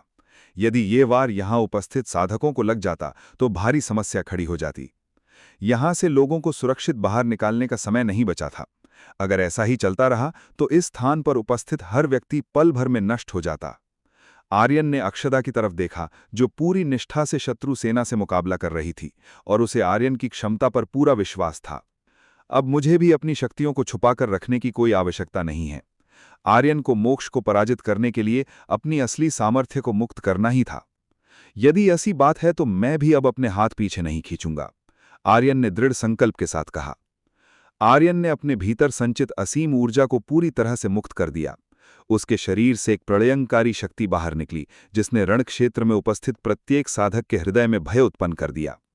पूरा शरीर स्वर्गीय बिजली की लपटों से घिर गया। उसने अपनी शक्तियों पर से सारा नियंत्रण हटा लिया था और वो मोक्ष का सामना करने के लिए तैयार था। दो शक्तिशाली बल आखिरकार आपस में टकराने के लिए आमने सामने आ चुके थे। इन दोनों के भीतर इतनी विनाशकारी क्षमता थी कि वे गॉड रियल्म का अस्तित्व समाप्त कर सकते थे। तो ये है तुम्हारी वास्तविक शक्ति, स्वर्गीय बिजली। ये वास्तव में दिलचस्प है, परंतु मैं भी तुम्हारे इस बल के सामने हार मानने वाला नहीं हूं, मोक्ष ने आर्यन की ऊर्जा को देखकर कहा। मोक्ष जान चुका था कि आर्यन की शक्ति अभी स्वर्गीय बिजली के उच्चतम शिखर स्तर तक नहीं पहुंची थी, इसलिए उसके मन में आर्यन से पराजित होने का कोई डर नहीं था। वो आपकी वास्तविक क्षमता की सीमा को भांप चुका है। अनन्या ने आर्यन की चेतना में विलीन होकर उसे सचेत किया। मुझे भी इस बात का पहले से ही अनुमान था।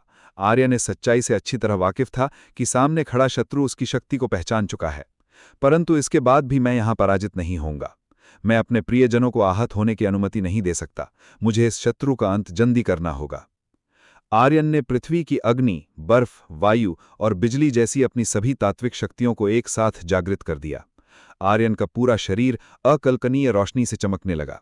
प्रांगण में उपस्थित हर योद्धा देख पा रहा था कि आर्यन के पास मोक्ष के विरुद्ध इस महासंग्राम में विजय प्राप्त करने की क्षमता थी। अब तुम्हारा मरना निश्चित है।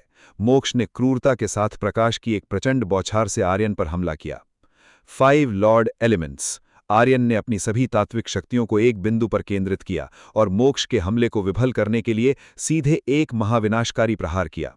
दोनों शक्तियों के टकराते ही भयानक विस्फोट हुआ। वो पूरा विशाल कक्ष ढह गया और आसपास मौजूद सभी योद्धा उस ऊर्जा के झटके से दूर जा गिरे। यहां उपस्थित सभी लोग जितनी जल्दी हो सके उतनी दूर चले जाएं, अनुष्का ने प्रांगण में गिरे सभी साधकों से चिल्लाकर कहा। सभी लोग मेरे पीछे चले आएं। अक्षदा ने कमान संभालते हुए वहां उपस्थित सभी प्राचीन कबीलों के सदस्यों को उस तबाही के क्षेत्र से सुरक्षित बाहर निकालना शुरू किया। सभी योद्धाओं और नगर के निवासियों को दूर सुरक्षित मार्गों की ओर ले जाया गया, क्योंकि ये पूरा क्षेत्र इन दोनों शक्तियों के आपसी टकराव से नष्ट होने वाला था।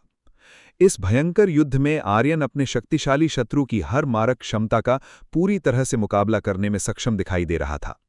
कम से कम वहां उपस्थित सभी लोगों की आंखों को तो यही दृश्य दिखाई दे रहा था। ऐसा प्रतीत होता है कि मुझे अपनी गुप्त वायु नस को खोलना होगा ताकि मेरी आंतरिक सामर्थ्य में और अधिक वृद्धि हो सके, आर्यन ने निर्णय लिया। तुम वास्तव में मेरे सामने खड़े रहने के अधिकारी हो।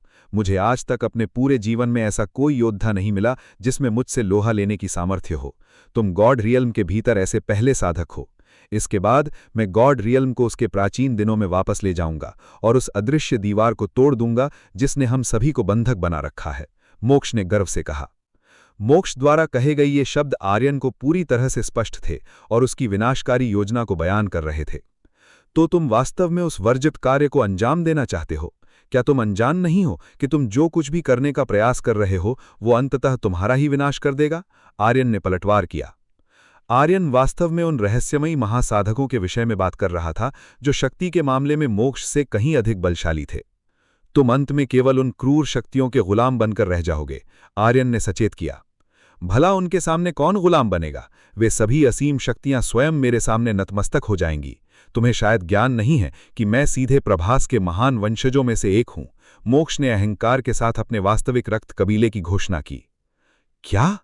आर्यन, अवनी और अनन्या इस अकल्पनीय तथ्य को जानकर स्तब्ध रह गए। ये सीधे प्रभास के मुख्य वंश का रक्त है। तब तो ये आश्चर्य की बात नहीं है कि इसके भीतर इस तरह की भयानक सामर्थ्य मौजूद है। अवनी को स्थिति समझ में आ गई। स्वामी, हमारे सामने इस समय एक अत्यंत विकट स्थिति उत्पन्न हो रही है, अवनी ने अचानक आर्यन की चेतना में चिंतित स्वर में कहा। ऐसी क्या बात है? इस समय मुझे कोई भी विचलित करने वाली बात मत बताओ। मैं एक प्राणघातक युद्ध के बीच में हूं, आर्यन ने टोक कर कहा। समृद्धि के शरीर को एक भयानक अंधकारमयी शक्ति ने घेरना प्रारंभ कर दिया है। ऐसा प्रतीत होता है कि वास्तविक समृद्धि की चेतना बहुत जल्द जागृत होने वाली है और उसके शरीर से निकलने वाली ऊर्जा अत्यंत डरावनी है, अवनी ने समाचार दिया। ये तो वास्तव में अनर्थ हो गया। आर्यन ने इस बेहद चिंताजनक समाचार को सुना। वो जानता था कि यदि वो पूरी तरह से अंधकार के वश में होकर जागृत हो गई तो वो प्रभास के वंशजों को जीवित नहीं छोड़ेगी। क्या तुम दोनों मिलकर भी उन्हें परिद्वार के भीतर रोक पाने में असमर्थ हो? आर्यन ने व्याकुल होकर पूछा। ये पूरी तरह से असंभव है। उनकी वास्तविक शक्ति इस समय इमॉर्टल रीबर्थ रियल्म के सर्वोच्च शिखर स्तर पर है। उनसे मुकाबला करने का प्रयास करना मौत को दावत देने के समान है, अवनी और अनन्या ने लाचारी व्यक्त की। उनके जीतने की संभावना पूरी तरह से 0% थी। हम उन्हें अब और अधिक समय तक परिद्वार के भीतर सुरक्षित बंधक नहीं रख सकते। इससे परिद्वार के क्षतिग्रस्त होने का खतरा है। हमारे पास अब केवल एक ही मार्ग शेष बचा है कि हम उन्हें स्वेच्छा से बाहर आने दें, अवनी ने अवगत कराया। आप जितनी जल्दी हो सके अपना अंतिम निर्णय लें, अवनी ने कहा। हमारे पास अब सोचने के लिए कोई दूसरा मार्ग नहीं बचा है, आर्यन ने कहा। तुम उन्हें तुरंत परिद्वार से बाहर आने का मार्ग दे सकती हो, आर्यन ने अवनी को स्पष्ट निर्देश दिया। उसने अवनी से समृद्धि को पूरी तरह से मुक्त कर देने के लिए कह दिया था, क्योंकि इस समय उस असीम ऊर्जा को रोक पाना किसी के भी नियंत्रण में नहीं था। यदि समृद्धि को परिद्वार के भीतर ही जबरन रोक कर रखा जाता तो वो परिद्वार टूट जाता और उसके भीतर मौजूद आर्यन की अन्य सभी स्त्रियों के जीवन पर संकट खड़ा हो जाता। दूसरी ओर आर्यन के पास समृद्धि को शांत करने का समय नहीं था, क्योंकि बाहर अक्षदा और अन्य लोगों के प्राण दांव पर लगे थे। आर्यन ने एक ऐसे बल को मुक्त करने का आदेश दे दिया था जो इस पूरे गॉड रियल्म के अस्तित्व को हिलाकर रख सकता था। वर्तमान विकट स्थिति को देखते हुए मैं केवल यही एक कदम उठा सकता हूं, आर्यन ने खुद को तैयार करते हुए सोचा। क्या तुम अब इस सच्चाई को समझ चुके हो? तुम मेरे इस असीम बल के सामने किसी भी परिस्थिति में विजय प्राप्त नहीं कर सकते, मोक्ष ने आर्यन की खामोशी को उसकी हार समझते हुए कहा। मोक्ष अत्यंत ऊंचे स्वर में हंसने लगा। वो युद्ध के समाप्त होने से पहले ही अपनी विजय का जश्न मनाने लगा था। तुम वास्तव में अत्यंत मूर्ख प्राणी हो। तुम अपनी इस जुबान से जो कुछ भी कह रहे हो उसके लिए तुम्हें भविष्य में अत्यंत पछताना पड़ेगा और इसके बाद आने वाले भयानक परिणाम की जिम्मेदारी मेरी बिल्कुल नहीं होगी, आर्यन ने शांत परंतु कड़े शब्दों में कहा। अध्याय 2370 प्रभास बनाम समृद्धि। आर्यन के पीछे कुछ अत्यंत भयानक प्रकट हुआ जिसने सभी के रोंगटे खड़े कर दिए। ये क्या है और क्या हुआ? हर कोई उस भयानक दृश्य को महसूस कर सकता था। सभी को लगा कि संसार की प्रसन्नता लुप्त हो गई है और उसकी जगह निराशा ने ले ली है। यहाँ क्या हो रहा है और ऐसा क्यों हो रहा है? वे सभी उस स्थान से दूर जाने लगे क्योंकि वे वहां रुकने से डर रहे थे। अंधकार प्रकाश की गति से भी तेज फैल गया। उसने गॉड रियल्म के कई नक्षत्रों और हिस्सों को तेजी से घेर लिया। ये गॉड रियल्म के चरम युग के एक उच्च साधक की शक्ति थी, इसलिए पूरे गॉड रियल्म को घेरना उसके लिए कठिन काम नहीं था। ये कितना भयानक है! क्या ये शत्रु का बल है? ये वास्तव में डरावना है। आर्यन अभी भी इसके आदी नहीं हुए थे। ये समृद्धि से उनकी पहली मुलाकात से भी कहीं अधिक भयानक था। इसने एक और मुसीबत खड़ी कर दी है। मुझे उम्मीद है कि समृद्धि सब कुछ नष्ट नहीं करेगी। उसे रोकना बहुत कठिन है क्योंकि उसकी शक्ति अत्यंत भयानक है और उसका पूरा क्रोध बाहर आ चुका है। सामने सीधे प्रभास के वंशज खड़े थे, इसलिए समृद्धि का इस सीमा तक क्रोधित होना स्वाभाविक था।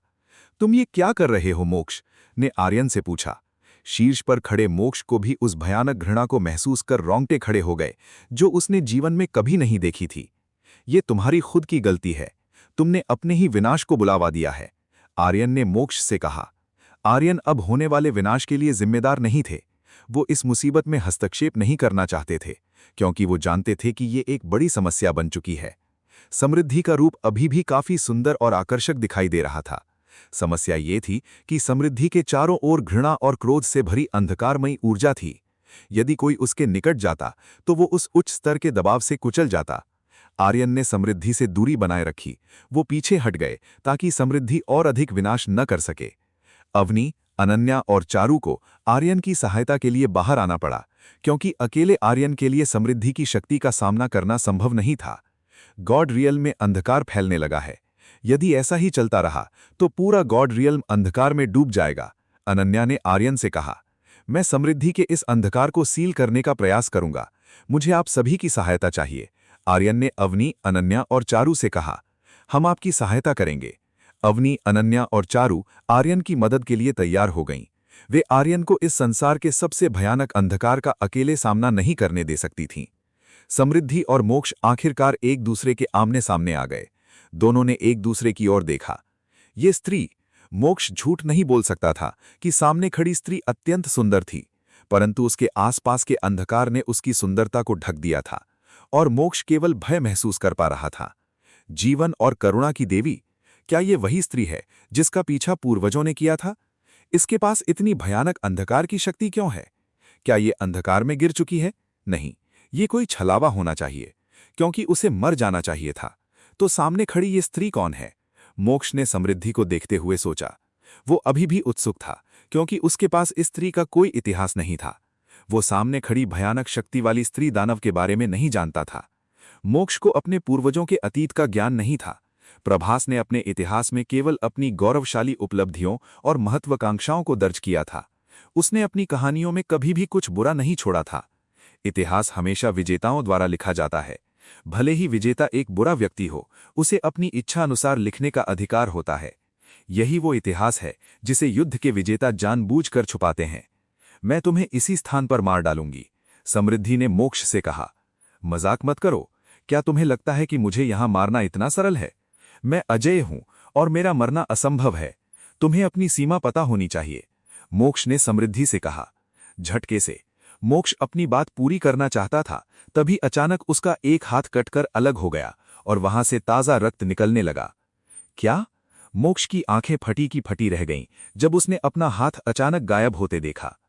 कटे हुए स्थान से रक्त निकलने लगा। उसने अपनी शक्ति का उपयोग करके खुद को तेजी से ठीक करना शुरू कर दिया।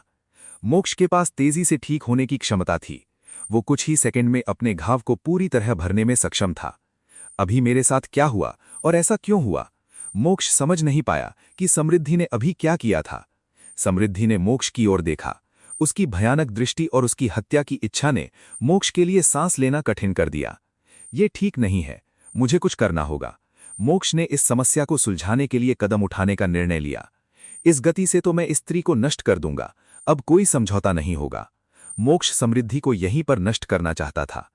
मोक्ष ने एक अत्यंत शक्तिशाली प्रकाश की शक्ति को मुक्त करना शुरू किया। वो अपनी सर्वोच्च शक्ति को एक साथ बुलाना चाहता था। मोक्ष ने अपनी पूरी शक्ति लगा दी थी, जिसका अर्थ था कि अब वो समृद्धि से लड़ते समय खुद को नहीं रोकेगा। वो अपनी पूरी ताकत का उपयोग करेगा। समृद्धि मोक्ष के हमले को देखकर शांत खड़ी रही। उसने मोक्ष के इस प्रहार को अपने लिए कोई खतरा नहीं समझा। मेरे शत्रु की पूरी शक्ति नष्ट हो जाए, डिवाइन होली सर्कल लॉ। प्रकाश का एक घेरा तेजी से फैला और उसने समृद्धि को घेर लिया। सबसे चमकीले प्रकाश ने समृद्धि के शरीर को ढक लिया। प्रकाश की इस शक्ति के सामने कुछ भी जीवित नहीं बच सकता था, जो किसी भी चीज को शुद्ध कर सकता था। यह वो शक्ति थी जो मोक्ष के सबसे शक्तिशाली शत्रु को भी नष्ट कर सकती थी। शांति से आराम करो। मोक्ष को पूरा विश्वास था कि वो ये युद्ध जीत चुका है। अब बस बाकी बचे काम को समाप्त करना है। अब मोक्ष को केवल आर्यन से लड़ना था और वो जल्द ही आर्यन का भी अंत कर देता। जैसे ही मोक्ष ने सोचा कि सब समाप्त हो गया, एक अंधकारमयी ऊर्जा ने उसे घेर लिया। ये क्या है? मोक्ष घबरा गया। उसने उस अंधकार से बचने के लिए प्रकाश की शक्ति का उपयोग करने का प्रयास किया, जो उसे निगलना चाहता था। मोक्ष ने मूर्खता की थी, क्योंकि उस अंधकार ने मोक्ष के प्रकाश को ही खाना शुरू कर दिया। ये क्या बकवास है? ये सामान्य नहीं है। मोक्ष को आखिरकार समझ आया कि समृद्धि के शरीर का अंधकार असाधारण है और वो उसके शरीर के प्रकाश को निगलने में सक्षम है। मोक्ष ने भागने का प्रयास किया। भले ही वो भागा, फिर भी उस अंधकार ने उस पर हमला करना जारी रखा, जिसने उसे पस्त कर दिया। तुम यहीं मरोगे, समृद्धि ने मोक्ष से कहा। मोक्ष डरने लगा, वो समृद्धि से भयभीत हो गया। ये ठीक नहीं है, मैं इसका सामना नहीं कर सकता, मुझे यहां से जाना होगा। मोक्ष जान गया था कि वो समृद्धि का मुकाबला नहीं कर सकता। मोक्ष ने वहां से भागने के लिए क्लोन का उपयोग किया। वो वहां से बचकर निकलना चाहता था। तुम भाग नहीं पाओगे। मोक्ष के लिए बचना असंभव था, क्योंकि समृद्धि की शक्ति से बच पाना किसी के बस की बात नहीं थी।